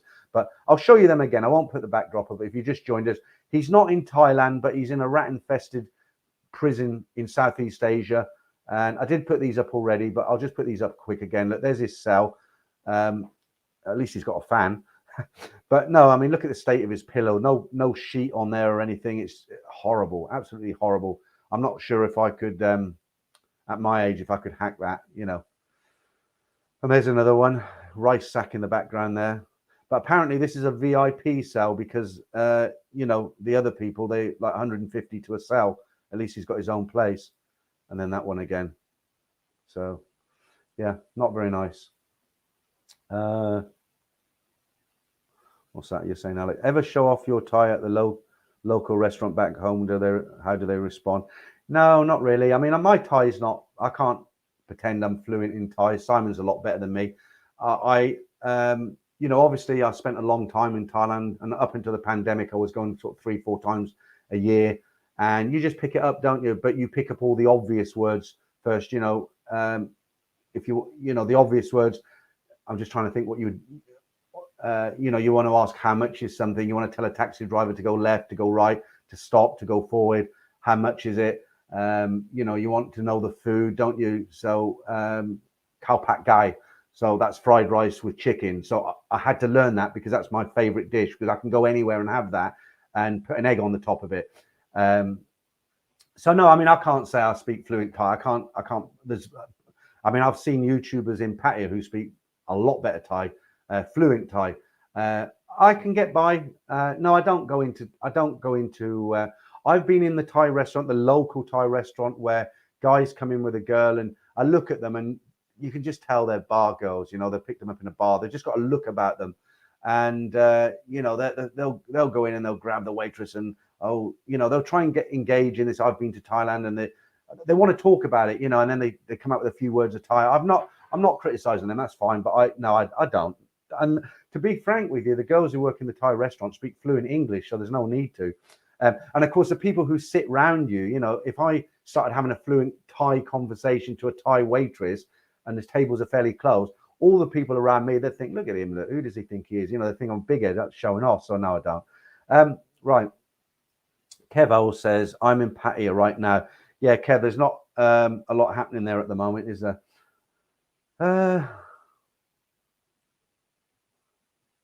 What's that? Tilt, did you hear the one about the dog who ate a bunch of garlic? His bark was worse than his bite. Old ones are always the best, aren't they? What's that? Any funny true stories from Bangkok or Pattaya? Funny ones? Yeah, I mean, God, so many. I mean, I think I told one on Friday. It's difficult to remember them. Funny stories. I mean, I can tell you about people getting beer bottles over their heads and things like that. I mean, it's not really a funny one, but here's one I told on Friday, if you went in on Friday. And this is typical Thai mentality that I find so kind of cute. I used to smoke in the old days. I'm quite a heavy smoker, 40 a day. And I used to smoke Marlboro Lights, the white packet. So, and what used to be common, I don't know if they still do it in Thailand now, but what used to be common is they'd hold up, guys would be stood in the street holding up, 2 packets of red Marlboro, 2 packets of white Marlboro. You go by and they try and sell them to you. And something that I remember, I was walking on Walking Street with a friend who's no longer with us. And I looked at my cigarettes and I had about 8 left. And I was on my way to the Marina Disco, which was the place back then, open all night. And it was all night. This kid, I say kid, he's about 22. He was holding up the cigarettes. And I went up to him. I said, oh, how much are they, in Thai? And he said they're 50 baht. And I went, all right, I might see you later. I've got a few left here. I went about 100 yards down the road, and there was another guy there selling the same cigarettes. And I said, how much are they? And he says 55 baht, so 5 baht more, obviously. And I said, 55? Him down there, he's selling them for 50. What's the difference between yours and it? I said it in a more simpler way, but I said, he's selling for 50 baht. What's the difference between your Marlboros and his Marlboros? And he says, 5 baht. And he was serious because he took the question literally. Obviously I meant, are they something special? Are they longer cigarettes? Are the filters longer? But, me saying, what's the difference between your cigarettes and his cigarettes? And he said 5 baht. Well, he answered correctly, didn't he? So that kind of sticks out in my mind. There's lots of funny little things, but they don't really make a story. But I might do a video. I've got a video on the channel. It's got a lovely Thai woman. If you want to go and look for it, there's a lovely Thai woman. Her face, sideways flowers and all that. And that's the title of that is 20 personal experiences in Thailand. And that's 20 things that stick in my memory, some good memories and some bad memories. And if you watch that'll tell you 20 things that kind of stick out, and you might find that one interesting. All right, so let's move on from that. Yeah, Shane, he says, feeling for the pain of prison. I can't imagine it. Yeah, pictures are awful, aren't they? I'm looking forward to reading this story. Right, Siam, I am. Good morning from Florida. Nice to see you in. We've been going for about an hour and a quarter now. Simon was supposed to do this one, but we won't go there again. Right. Right, Kevo. Right, so Kev's in Pattaya at the moment. Obviously, we all watch them videos. I watched Trevor buzzing patio. I watched one of his videos where he started off at the patio sign and he said, you know, sometimes we forget how lucky we are. Look at my back garden and it was a beach, and, you know, talk about rubbing salt into our wounds. But anyway, and he walked along the entire length of Walking Street in the daytime. It brought back great memories for me because I looked and I thought, yeah, that bar, and oh, blimey, look, there's Happy go down there. And, you know, but they're all closed and it is sad. But, you know, I think the Chinese are going to move in there in a big way. Walking Street's all been ripped up. They're putting all the 5G cabling in there. That's all financed by the Chinese. You know, the Chinese are putting a lot of money into a lot of places. They've just offered, no, I'm not going to say that word. You know what's going on in the news at the moment and who the new government is there. Well, the Chinese are going to give them millions. You know, they want to put an expressway across their country. There's lithium that goes into almost all new cars. That's in short supply. That country has a lot of lithium. So obviously China want to get their hands on that. I don't want to talk sort of politics, but, you know, China are going to go into Pattaya in a big way. All of Thailand as well. I think when it finally opens up, I think what you'll find, this is just me guessing. I'm not an expert, but I think you'll find that China is going to influence Thailand a lot. You know, they've got this bond, haven't they? It's like the UK and America, that special friendship, and it's the same with Thailand. And you can see it already. I mean, when I was last in Hua Hin, they put the pylons up. You know, the BTS that you get running around Bangkok, the SkyTrain. Well, they've got the same in Hua Hin. When I was there, it was just the struts. I looked at one of Johnny's videos, who's based in Hua Hin. Now they've got the cross beams in, and that train is being financed by the Chinese. It starts in China, it runs all the way through Hua Hin, all the way down to the south of Thailand, and all the way down to Malaysia. High speed, I don't know, 300-mile-an-hour train. That's going to bring hundreds of thousands of Chinese through, and a lot of them will stop off in China, I guess. So there's a lot of money going into Thailand from the Chinese, and not only Thailand. You look at Africa; they're in Africa in a big way. A lot of minerals untapped in Africa. London, half of London, the empty properties, luxury properties, they've been bought by the Chinese. They're empty now. The council can't get any council tax because there's nobody living in them, or maybe they've changed that law anyway. But the Chinese are plowing a lot of money into a lot of countries, and that might be good for some countries. I don't necessarily think it's a good thing for Thailand, but there's a lot of money in China. And to give you an example, last year there was a poll done. There was something like, in the USA, there was 73 new billionaires, not millionaires, billionaires. There was 73 new billionaires in America, and in China there were over 1,000. There was something like 1,087 new billionaires made last year. So a lot of money from China. And China's got limited resources. There's a lot of people there. They want to move out. They want to branch out. And unfortunately, if you like the old Thailand and its quaint ways, I think those days are going to be gone forever. But okay, let's move on. It sounds a bit depressing, doesn't it? If you've just joined us, welcome. Let's see who else is in. Parky, how you doing? Cowpack guy, my favorite as well. I could eat it every day. Do you know, I have ate it every day for about a week, but the problem is it's fried, isn't it? I get surprised sometimes at the quality of some of the Western food. Like in the early days, when I say the early days, if you go back sort of 27, 28 years, when I first went to Thailand, if you went into a Thai restaurant and you ordered a Western dish, you were committing food suicide because it had come out bloody awful. It's not like that anymore. I mean, I'm quite impressed with some of it. But what I used to do in them days, if I wanted Kalpak guy, the fried rice, or I wanted some noodles or something, I'd go into a Thai restaurant because, it's Thai food, isn't it? And then if I fancy, sometimes I think, I fancy a steak, or I'd go to a place called Bioto way down on Soy. I think it's 38, it's a German restaurant, nice big thick steak, or go into some Western burger joint because you know what you're going to get. But mind you, saying that, in them days, one of the places you could get a half decent Western meal in a Thai establishment was a Nana Hotel. The coffee shop used to be much bigger than it is now, but they weren't bad. They weren't bad. And you could come out of Nana Plaza late at night, go into the Nana coffee shop, and you could order an onion soup, for instance. How unusual is that? Or, something. And that was quite good. But it's totally different now. The hotel that I stay in is on Soi 4. It's right at the very end where the tobacco factory is. They keep changing the name. At the moment, I think it's called the Nana Thai Mansions. It was a Thai apartment building. But they've got a typical Thai coffee shop in there. And it's handy because, if you've been out on you know, if you've been out drinking for most of the night and you're really tired and you wake up, you think, oh, I'm hungry, but I don't want to get washed and dressed just yet. I just want some food. I want to come back to the room, stay in the aircon.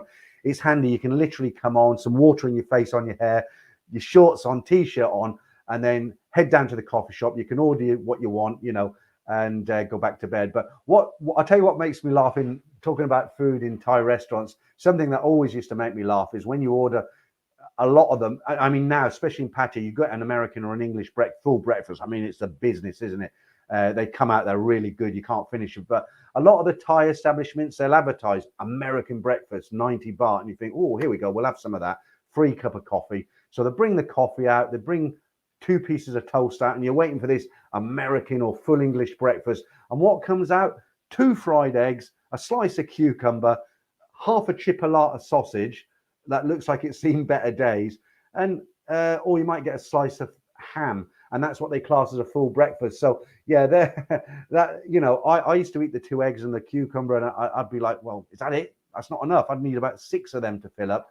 But yeah, we're going on a bit about the food now, aren't we? But just to finish that story about the food, what I was going to say about being pleasantly surprised, the hotel where I stay, it's a typical Thai coffee shop, and they do a dish in there now called it's a steak on a Sizzler, and it's not dear at all. It's about 180 baht, 200 baht.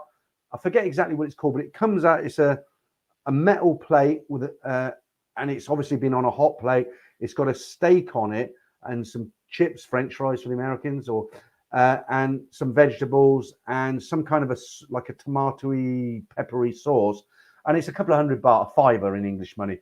And I thought, you know, because I eat there a lot, one lunchtime I went down there quite late, about 2, 3 in the afternoon. It's open all day. And I thought, you know, I'm going to try that. And I thought, I know it's going to be crap and I'm going to have to go up to McDonald's.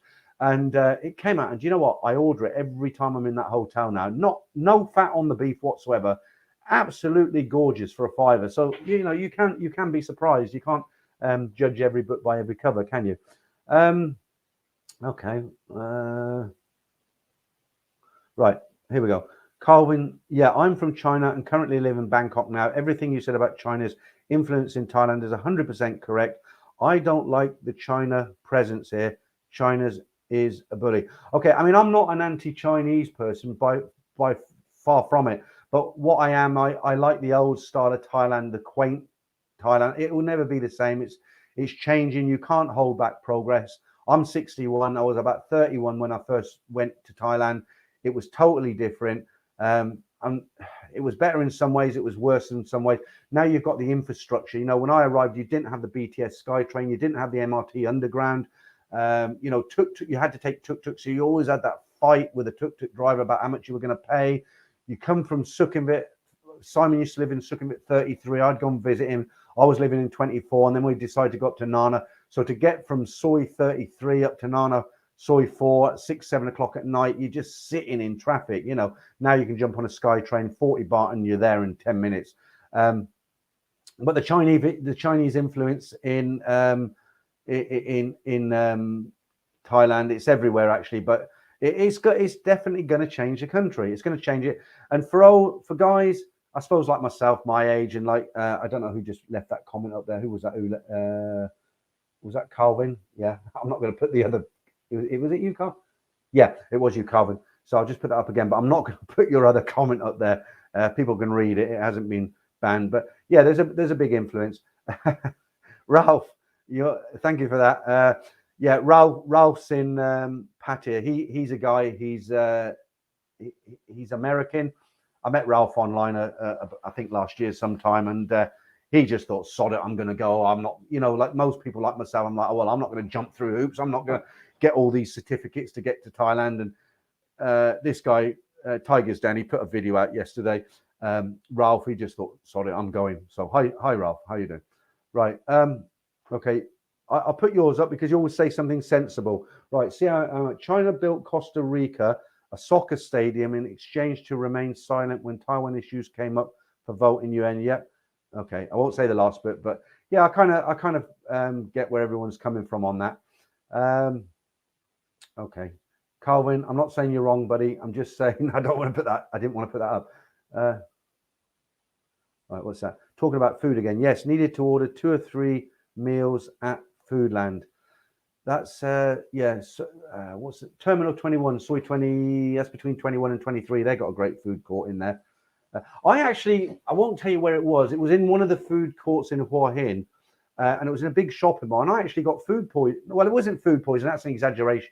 It was a mild case of food poisoning, and it was my own fault because I went into a Thai food hall and they were doing kebabs. And Thais generally, I don't think they're eating kebabs too much, so the meat probably sat there longer than it should.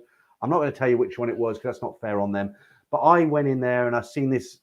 I haven't had a kebab for years. A long knife is cutting the kebab meat, and it was all there with the bread. And I thought, you know what, I fancy a kebab. And I had this kebab, and later on the day, it was like a flock of sparrows coming out the back end. You know. Anyway, I went to a very professional clinic in Hua Hin. It was very reasonable, very cheap. The doctor was very good. I went in. He gave me a load of medicines. I think for everything I paid about 850 baht. The doctor spoke perfect English, and he said, well, you've eaten something. Take these antibiotics. Don't drink for so many days. I think he said 10 days, and I think I lasted 2. But, you know, I think the trick in Thailand is if you're going to eat food outside, you want to eat something that turns over quickly. So if you go to a store and it looks like people are not eating there, you know, maybe I'm being a bit of a ghost blast. Right.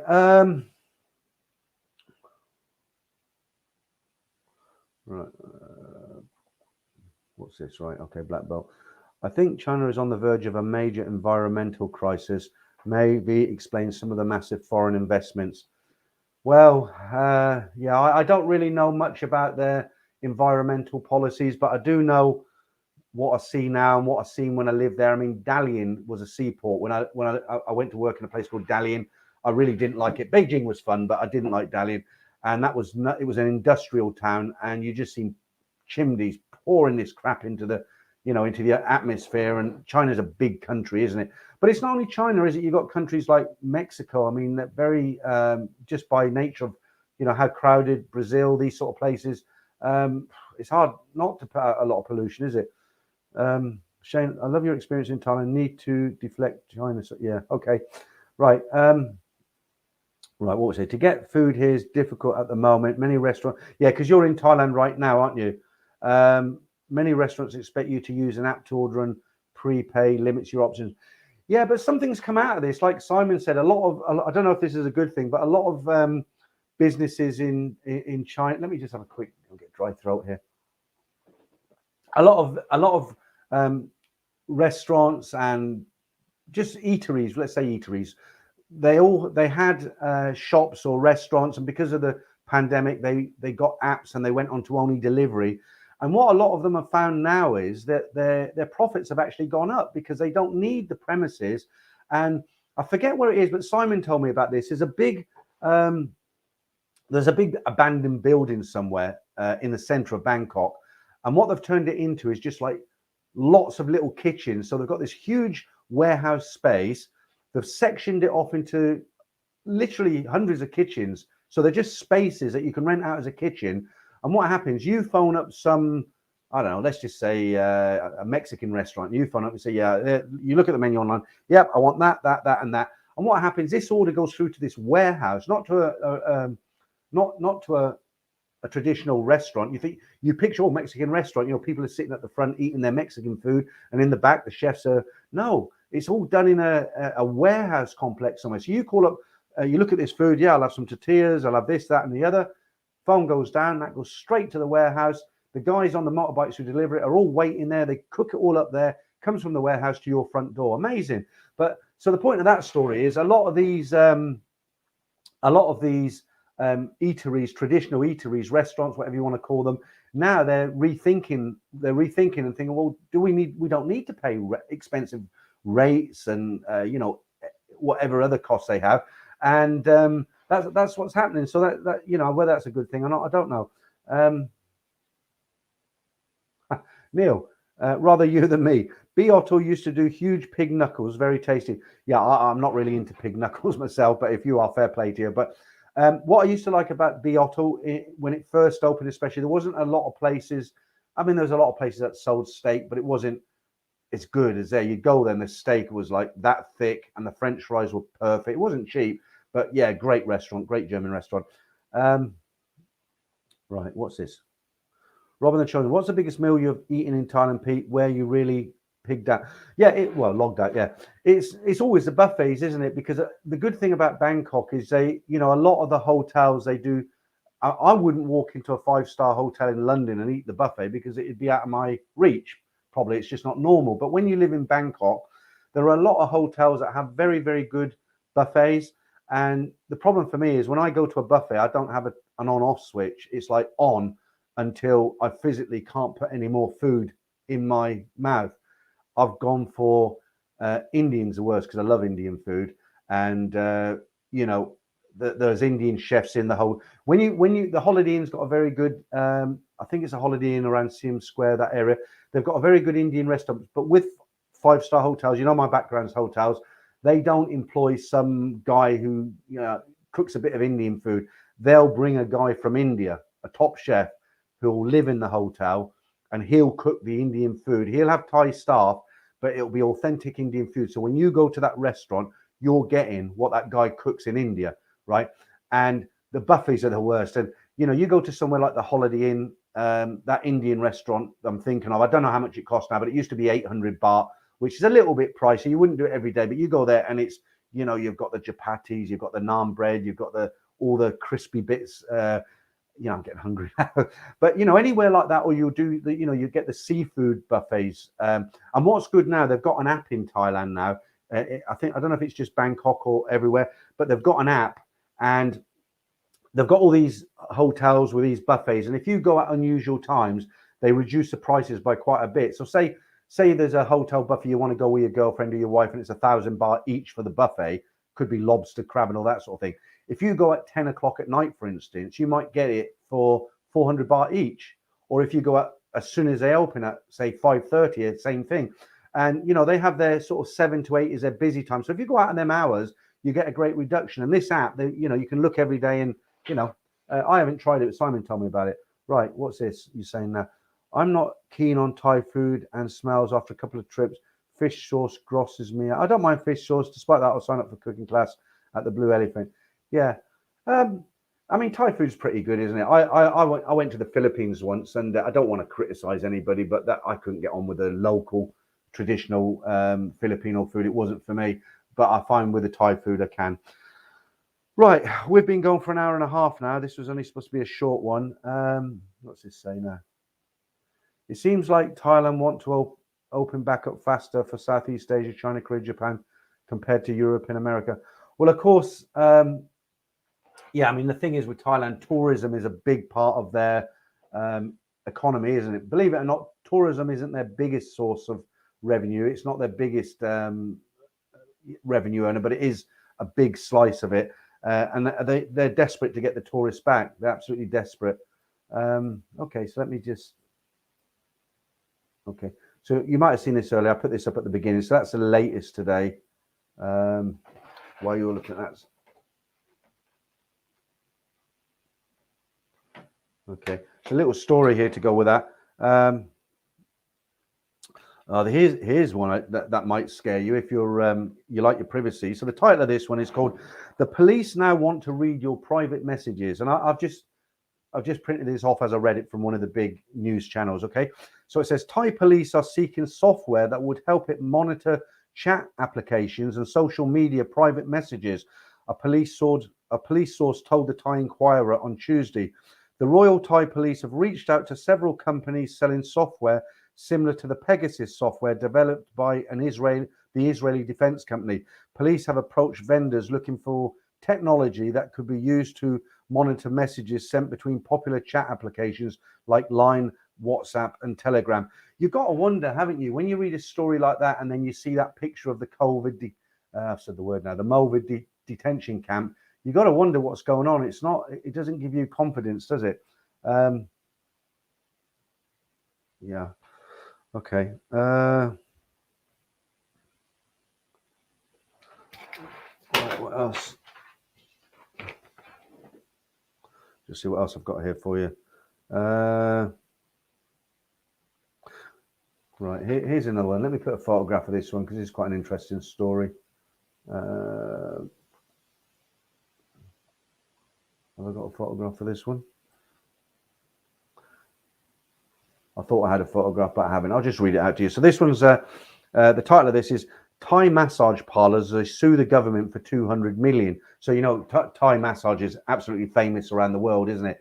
There's two sorts of massage, if you get my drift, but there is a lot, you know, massage parlors are everywhere in Thailand, well, around the world as well now. But the story goes like this. It says, more than 100 spa and massage parlors owned filed a lawsuit against the government on Tuesday and demanding 200 million baht in compensation. The lawsuit filed with the civil court said spa and massage businesses are the first to be closed every time there is a lockdown, and so far nothing has been done to compensate them for lost earnings. If they win, of course, then you, the taxpayer, will be footing the bill somewhere along the line, and it will open the door for just about every other industry destroyed. So yeah, I mean, they're really feeling it. They're really feeling it out there, aren't they? And it's like that story about that girl Nantawana I read earlier, you know, about she looks at Walking Street, she's got a tear in her eye because she can't earn any money. And there's a very short one here. Authorities accused of saving jabs for VIPs. So, you know, got limited supply of vaccines, haven't they? And there was a story that came out, I guess, that says, you know, that some of these jabs have been siphoned off for VIPs. But the story just says no VIPs have been given priority in the allocation of the vaccine. Thousands of doses of which were administered to people in Samut Prakan on a first-come, first-served basis yesterday, say public health authorities. So, yeah, that's what they say. So you'll have to make up your own mind. Okay, I've got a couple of quirky ones. I'll save them for a bit when I get desperate for something to talk about. And I'll put this nice photograph up again because somebody sent a message and they said, do you think there's any, you know, have all the workers in Pattaya, the girls, are they all fled now? Is it empty? Or are there still a few there? And here's a recent picture there. Look, so there you go. There is still a few riding around on their bikes there. Okay. And Edward Sweeney, do you watch his channel? It's quite good. He's packed it in for a while now, hasn't he? He packed it in. He said, look, I don't want to keep doing streams. I'm talking about the same old thing, so I won't do any for a while. Then he disappeared for about a month. And then he came back with 2 a week, and I thought, wow, you know, 2 a week. And then he's recently put up another message saying, look, I'm not going to do any more for a while because he's off to Crete, I believe, in the first week of September. He was desperate to get away, so I'm sure he'll make some videos from Crete, and I'm sure they'll be interesting. Okay. I'm probably missing a lot of your comments. Itchy nose time again.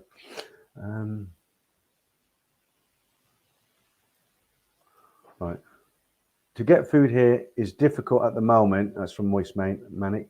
Why did you change your you used to call yourself Moist Crack McGee? What made you change it? Because I think you changed it to something even tamer than this last time. Did you get thrown off a platform somewhere or something? I don't know. To get good food here is difficult at the moment. Many restaurants expect you to use an app to order, and prepay limits your options. Yeah. And of course, once you're prepaid, you can't complain your food's late, can you? Well, you can, but nothing will happen. Right, we've done that one. Yeah, so, okay, there's an interesting comment. So what do you guys think? I'm always talking about the old days, the old Thailand, and how quaint it was and how much more I enjoyed it. The way it's going with the Chinese moving in now, investing all the money. Will it ever be? It's never going to be exactly the same as it was. Every country progresses. England's not the same as it was 30 years ago, but you know, I grew up in the 70s. I was a kid in the 70s in the UK, and I can still remember people say to me then, what was it like back in the 70s? My daughters asked me, you know, we didn't have any internet, we didn't have any mobile phones, we didn't have color TV. In a street, you'd see maybe 2 cars. Now every house has got 3-4 cars on the drive. We certainly didn't have big supermarkets like Sainsbury's and Tesco's. You had small shops. You had to go to the butchers and the bakers and the candlestick makers, all the rest of it. You know, I can remember waking up for school when I was about 10, and it was single pane glass, and you go in the bathroom and the sink had a big long icicle hanging from it. My dad used to fill up the bathtub, so we had drinking water. How disgusting is that? But that's how it was in those days. And then we walked to school, you know, whether it was rain, snow, whatever. And I tried, my daughters, they just can't fathom it, you know. But okay, we're more comfortable now. But I don't know if we're better off now, because when I was a kid, we'd spend all our time out playing outside, you know, lots of fresh air, lots of healthy things. But now they sit in their room on Facebook all day, don't they? But I sound like a typical dad, don't I? A typical old man. So let's move on and talk about Thailand. Okay, so no name. Remember okay, that was 800 baht, yeah. Siam, I am. Thailand is almost at, I think I put that one up earlier, didn't I? Oh, Thailand is almost at the point of no return. They'll be forced to open sooner than most think. They need the tourism, don't they? But I don't think people are going to want to go there if they're going to make them jump through too many hoops. Do they still have the, you know, you had to be locked in a hotel for so many days? Is that out the window, or do they still have that? What's this now? I lived in the Philippines, but moved to Thailand because of the food. I did lose weight though. Yeah, I lost a lot of weight when I went to Dalian in China, because, you know, we have Chinese takeaway in the UK, and I'd never been to China, and the hotel company, the hotel chain I work for, said, right, we're going to send you to a place called Dalian in China on a 1-year post, and I begged them to get me out there, but they wouldn't. So I was there for about a year, maybe 10 months, and I was all excited. I thought, blimey, you know, Chinese, I'm going to come out fat like a slaughterhouse pig. It was nothing like the Chinese food we get in the UK. I mean, I'll give you an example. If there's any Chinese watching, I don't want to offend you, but I'm just okay, let me say it in a nice way. I mean, you see people chomping on chicken feet, you know. I couldn't get on. I had every day I had a plate of rice with a couple of fried eggs on it, and that's all I ate. The meat is not the quality, like, you know. I'm trying to not put my foot in it. I think I'm better off just moving on. Right. What's that? Tilt scooter with airbags. What's this now? Oh yeah, I got it. The last picture you're talking about. Yeah, a bit slow there. Right, David Craig. There are plenty of nice ladies in Pats. Just go on the main Thai dating site. Is that this tomorrow's stories? Yeah, there's a story. The stories are out tomorrow. I've got 7 stories in one video. The video's the same length. It's not any longer, but they're all short stories. I thought I'd have a clear out. And one of the guys, he explains why he likes the Thai dating apps. His stories about the Thai dating apps and how he meets girls, and the bonuses of using the apps and things not to look out for and stuff. And that's one of the 7 stories tomorrow. Yeah, it is tomorrow. So there's 7 stories on Saturday. And then in case you're late into the stream, Sunday, I've got a bonus video for you. Let me just get rid of that. Do you remember, you probably heard this if you've been in a while, but that video I did 2 weeks ago about tips about going in go-go bars, things you should do and you shouldn't do. And that went down a storm really, really well. So I've done a little bit of a test now. I've got a bonus video coming out day after tomorrow, Sunday. It's called 20 Lies That Bar Girls Tell You. And it's not going to be for everybody. People will write and say, "What, you know, you're a monger." I'm not. It's just, I've done it for newbies. Somebody sent me a message and said, "What's the point of videos like this? We don't know when we can go back." And I wrote back and said, "Well, the point is, Thailand's not going to be closed for 100 years. We will go back one day. And when we go back, there'll be people who have never been." I get a lot of people on this channel who write to me and they say, "Look, I've never been to Thailand before. I stumbled upon your channel by accident. I started getting interested in the stories and the videos. You know, I'm signed up. I watch it, I watch it all the time now. And because of this, they're actually planning to go out to Thailand for the first time. And, you know, they ask advice. And I always say, well, look at that video. Look at that video.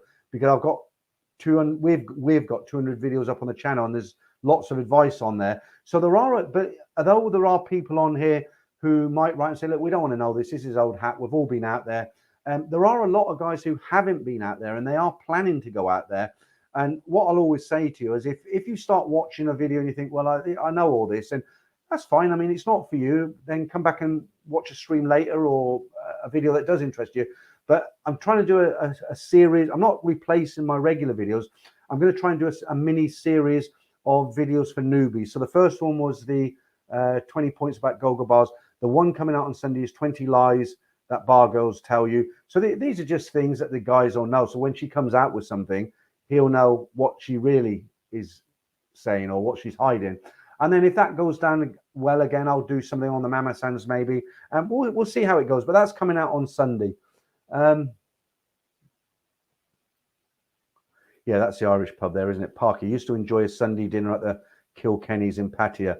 Do you know what? Believe it or not, I never went into Kilkenny's. I'll tell you where I used to like. I think I've mentioned it lots of times on the streams. Was the Pig and Whistle in Soy 7 good old traditional English pub, and we used to go in there, and I'd only have 2 meals a day because I was in those days when I lived in Pattaya or when I drove from Bangkok for a wild weekend in Pattaya. What we'd do, we would literally be out drinking all night. We didn't do it every night, we were working, so sometimes you get a couple of days off, so let's hit Pattaya, and sometimes it coincided with a weekend, so we'd drive down on the Friday night after work or whatever, and we'd spend the weekend, come back Sunday night. So we literally would be out all night. But what used to be nice is, so we'd go out on the Friday night, we'd end up in the Marina Disco that was open all night. You'd come out of there about 5 o'clock and you'd grab, Walking Street's got so much food, you can grab a slice of pizza or a kebab or a burger or some Thai chicken sticks. I used to like those chicken sticks, And what had happened, you go back and we'd end up sleeping till sort of 2 o'clock in the afternoon. We'd meet up about 3, we'd walk round to Soy 7, we'd sit in a nice air conditioning of the Pig and Whistle, and you'd have a meal in there, and it was so big that it lasted you for the entire night until you'd done it again, until you come home. So you might have like a chicken and mushroom pie or a steak pie and potatoes and lashings of gravy, and anyway, getting hungry again. Okay.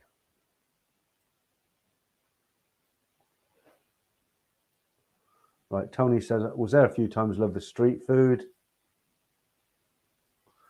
Let's see. No name. I remember when I first came to Bangkok, very few had credit cards, but now everyone has. Debit's a problem there. Do you know what? I got done on a debit card. That's the only time I've ever been. I didn't lose the money because the bank gave me it back. I'm pretty sure I know where it happened because I'm not going to say, because again, although I was staying in a hotel that the hotel I stay in now, I've been staying for years, but at that time I had to stay in a different hotel, which I've only stayed in the once, and I've never mentioned it on this channel before. But on that particular time, I paid with a debit card. They swiped it. I paid. No, I didn't think anything more of it. I came back to the UK, and we've got a chain of jewellery shops here called H. Samuel, the jewelers. They're called something like that.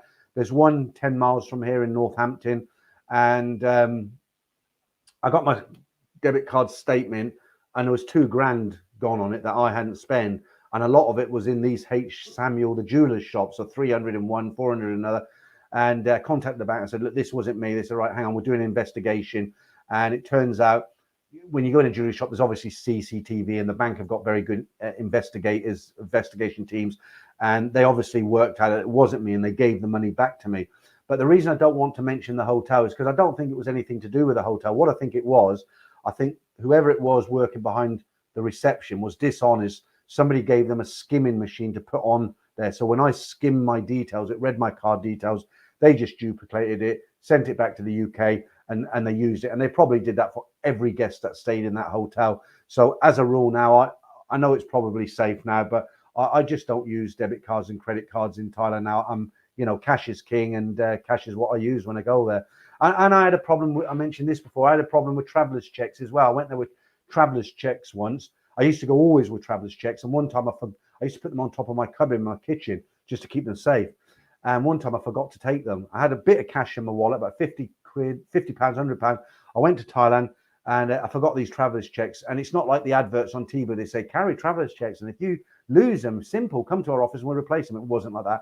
I had to literally beg American Express to replace these traveller's checks, because when I was in Bangkok, their office is on Sealam Road. I discovered I didn't take these traveller's checks for me, and I called them up, and they wanted the numbers of the ones I forgot left at home. And I thought, well, who writes all the numbers down? I certainly don't.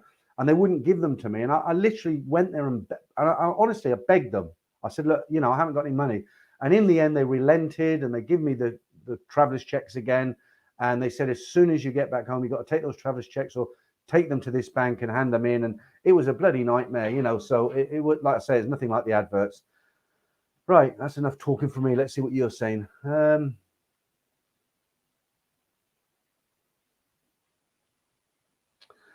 Yeah, so somebody was mentioned to me. Let me just put that. But Black Bolt says, he says, are traveller's checks even promoted anymore? Yeah, that's a good point, actually, because I'm going back at least 20 years. Yeah, I don't know. Probably not. Yeah, okay. Right. Tipsy says, Which other countries or vacation you could suggest at the moment which has some similar action? And yeah, where has similar action to Pattaya? I know what you're talking about. There's nowhere that's like Pattaya, is there? Yeah, there's you know, you've got Amsterdam and places like that, but it's certainly not like Pattaya. Believe it or not, the guy who's the top travel journalist for, I think it's the Daily Telegraph, one of the major newspapers. He's the head of the travel. He's their travel. I can't remember the exact title, but he's their expert on travel. He started off washing Freddie Laker's planes in the 70s, but he's their travel man. He does all the news about travel. And his two recommendations, this will make you laugh, but his two recommendations for travel at the moment were, one is Poland, because apparently they've got miles and miles and miles of glorious beaches. It's a Baltic Riviera, apparently. And they're coming on the green list, and they are on the green list. And apparently that's an underrated region, the beaches of Poland. And his other recommendation was Ireland. Well, of course, you're not going to find in Ireland what you've got in Pattaya, but then where will you find what you've got in Pattaya? Ed Sweeney, he's off to Crete, isn't he? So again, he's not going to find, he'll find sunshine and beaches and nice bistros to eat in, but he's not going to find, in answer to your question, I don't know anywhere else like Pattaya. Okay. Yeah, man after my own heart. Shin says, I always pay cash, including my hotel bill. What I do with my hotel, flight and hotel, I book it on Agoda. If you're not from the UK, Agoda is like a travel site. You can book your hotel, rent a car and all that. So what I tend to do is I'll go on to Agoda. I'll sort even the hotel, they know me, but I'll sort the hotel out. Find, this is a room. Yep, that's a room I want. This is a night I want. Yep, it's vacant. This is a deal they're doing at the moment. Yep, book it. I want that. Pay now. I'll pay with a credit card. Then I'll go straight on to Eva Air. I'm talking pre-pandemic, or Thai Airways. Check the flights. I like to get a night flight out there. And then when I find the flight, yep, that's available that date. Yep, that's what I want. I book it, pay for that. So I now know that my flight and my hotel is paid on credit card. If it goes tits up, it's on a credit card, not a debit card. So I can contact the credit card company and I can get my money back if it all goes wrong, supposedly. But Ed Sweeney got a voucher, didn't he? Still fighting for that. And then what I'll do is I take cash to Thailand. I try to take £50 notes because obviously you get the best exchange rates on them. And I check everyone hasn't been written on or it's got tears because they just won't accept them. But yeah, cash is king. Okay.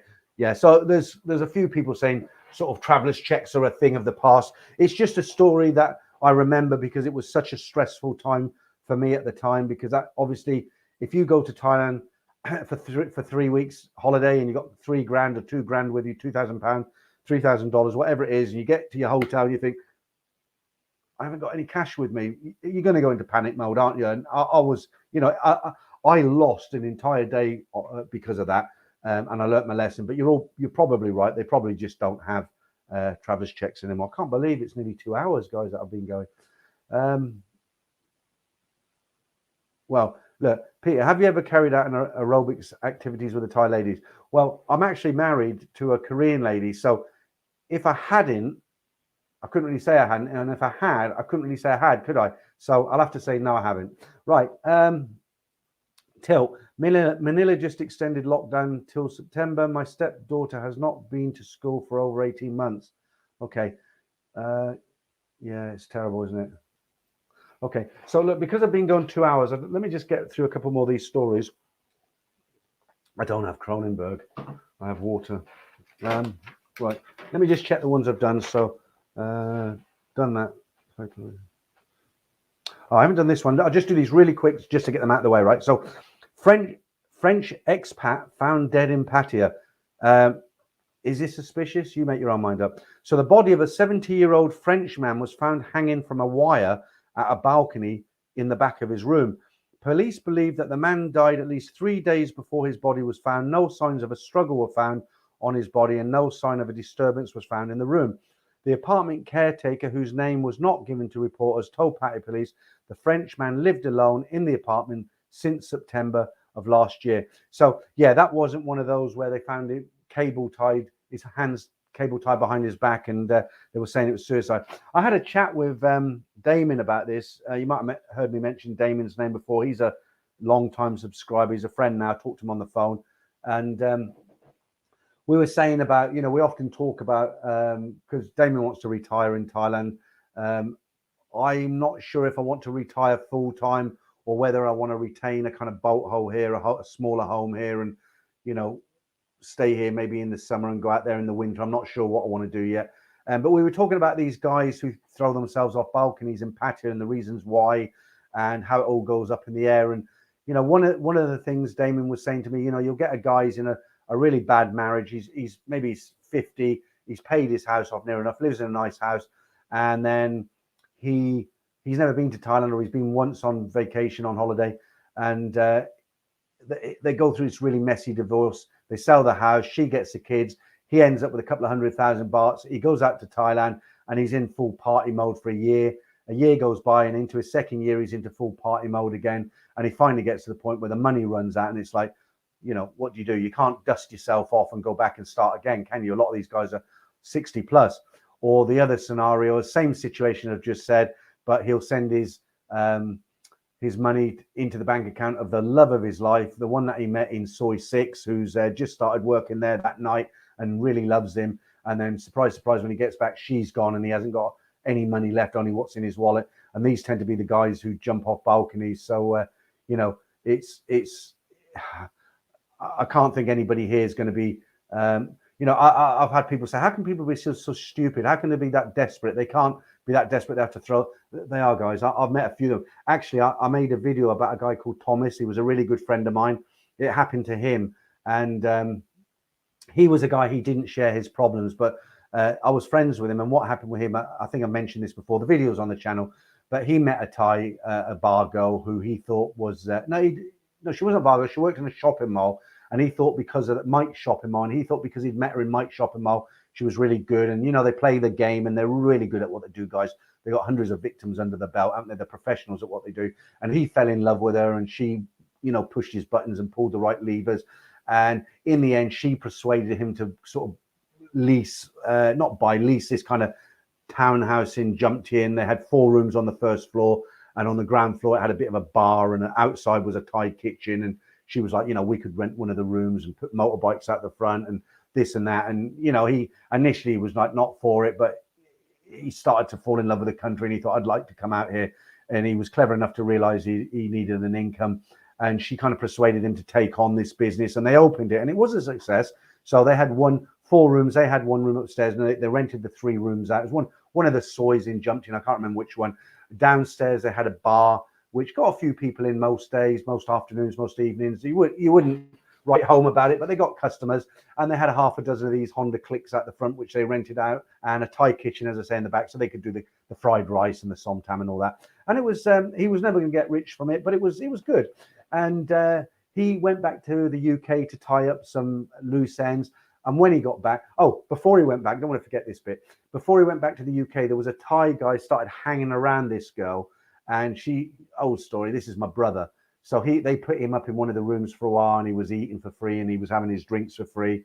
And this guy, Thomas, my friend, he went back to the UK. Now, he didn't tell me any of this when it got to the nitty gritty, you know, the real, this stuff that's happening. I didn't know anything. I knew he was going back. And he went back to the UK, tie up all these loose ends. Of course, when he got back, he couldn't get hold of this girl on the phone. He couldn't understand it. So I thought, well, she must be busy. You know, the bar must be busy. Went to this bar. When he got there were three or four Thai guys waiting for him. And they basically said, because he put it all in her name, because he was in love with her, he thought, well, you know, she's a good girl. I'm in love with her. I can trust her. He'd been with her a few times, you know, on visits. He'd spent a long time. His trips were getting longer and longer, and he spent a lot of time with her. And he truly believed, you know, I can trust this girl, and she's my girlfriend. We'll get married, whatever. And when he got back on this trip, these 4, I don't know exactly what was said, because obviously I didn't get a chance to speak to him, but these guys were waiting for him. One of the guys, her so-called brother, which turned out to be the boyfriend of her, the girl, they basically said to him, you know, there's nothing here in your name. You show your face around here again, and you'll end up on Jumtien Beach with no legs, something like that. I don't know. And what we think happened, we think when it was just Thomas, my friend, and the girl, and they opened this place, we think that it was there was nothing funny about the girl, really, because she could have just took the money, didn't she? But they opened the business and it was working. But I think what it was, I think it was a family influence. People were coming along and saying, look, you know, she's fairly young girl. And they were saying, look, why do you need this guy? You've got this business. It's all in your name. You know, we're your family. You know how close the families are in Thailand. And they basically persuaded her. And of course, the end of that story was that this poor guy, Thomas, he was devastated. With all his money was in there. It wasn't only about money. He then realized at that point that his love of his life was, you know, ripping him off. And he done what a lot of those guys does. He checked into a high floor, 12th floor or something, down half a bottle of Jack Daniels, and off he went. And that was the end of Thomas. But it's not as people think it's uncommon. It's not uncommon. It happens.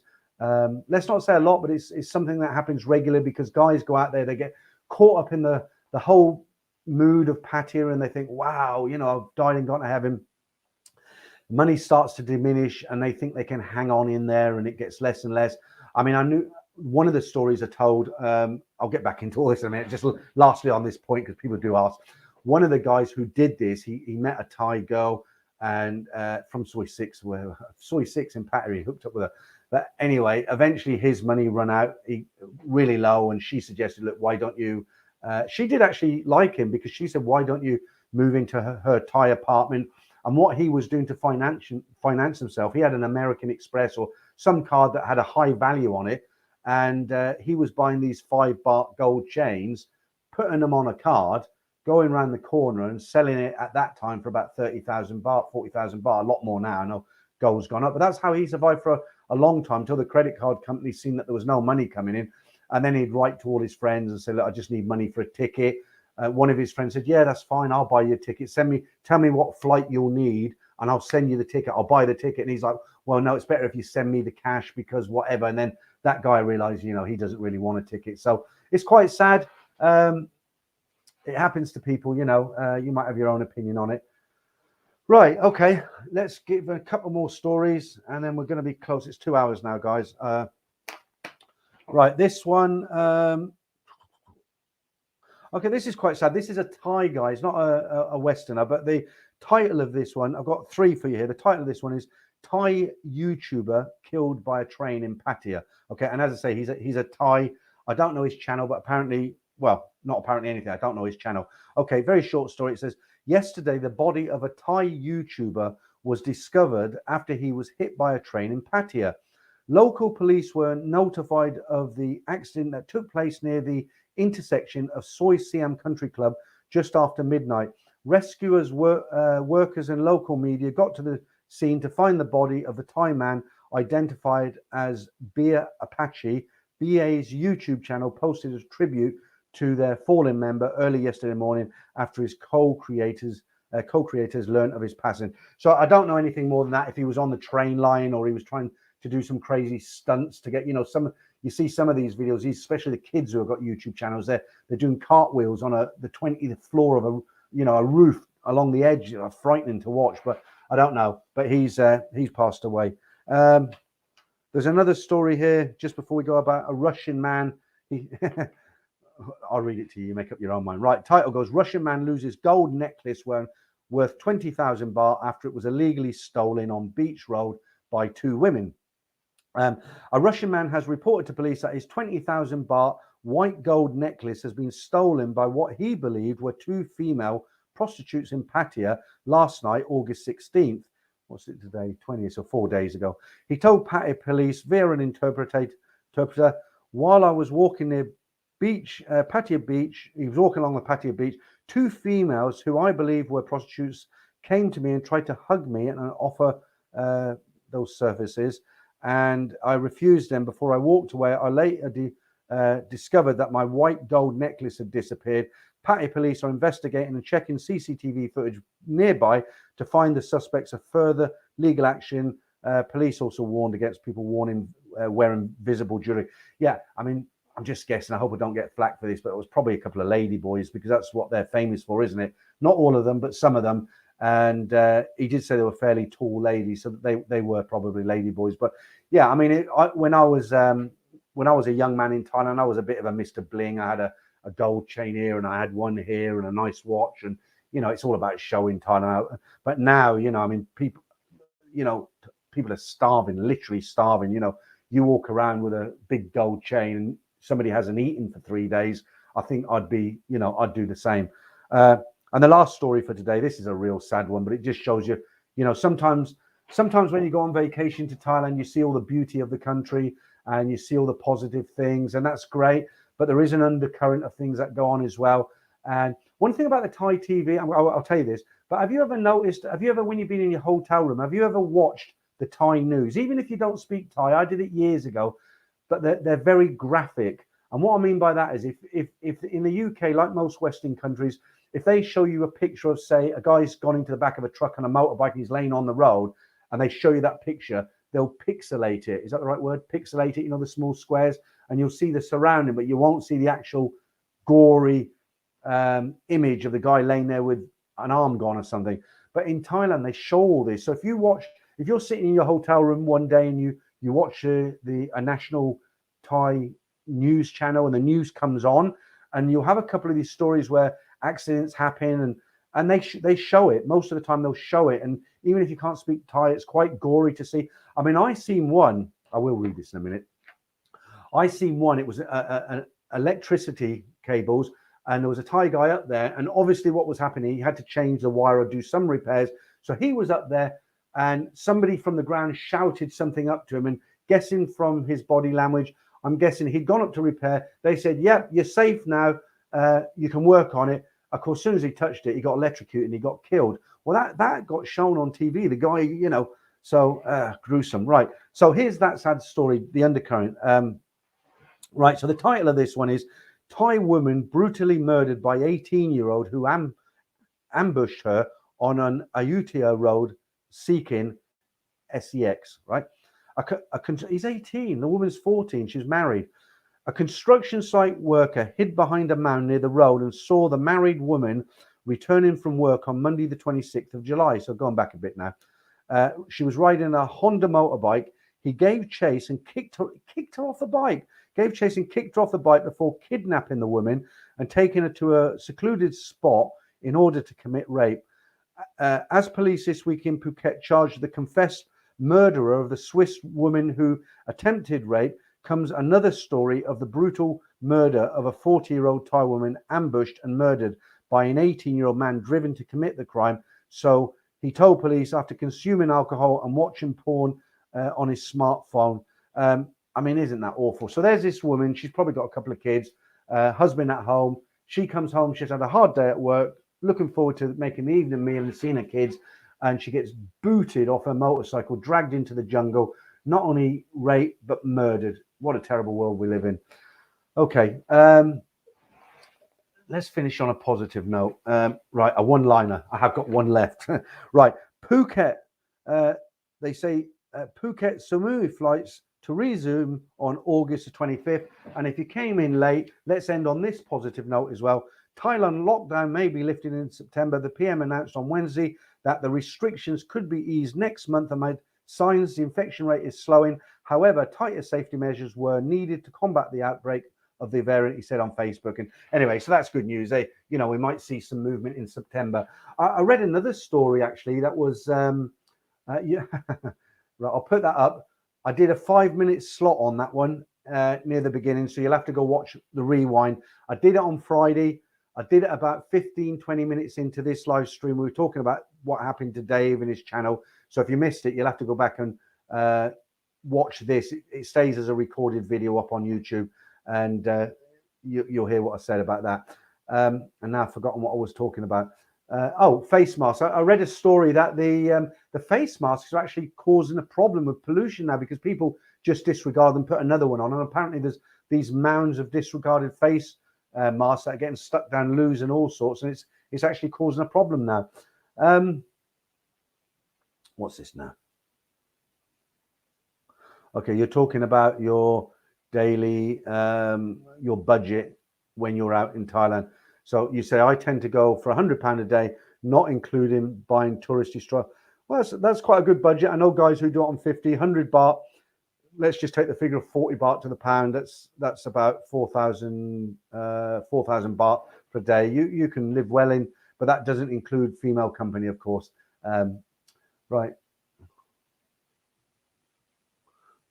I will go in a sec.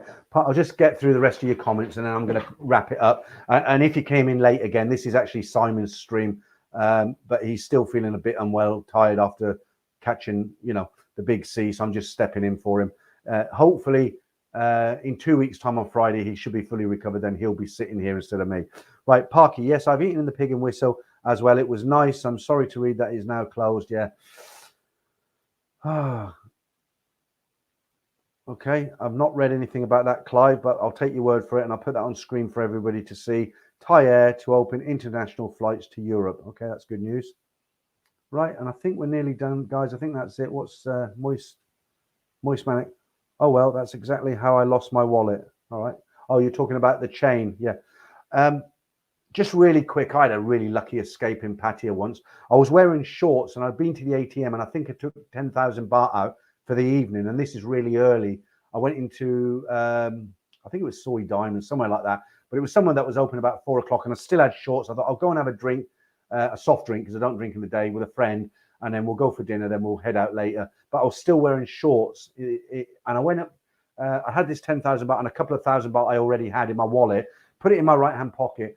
Went to the upstairs toilet, and it's very dark in there. The walls, bottom half is painted black, top half's green, something like that. Anyway, I stood on the end urinal, and on the end it's the walls like that. So I had a wall behind me, in front of me, a wall beside me.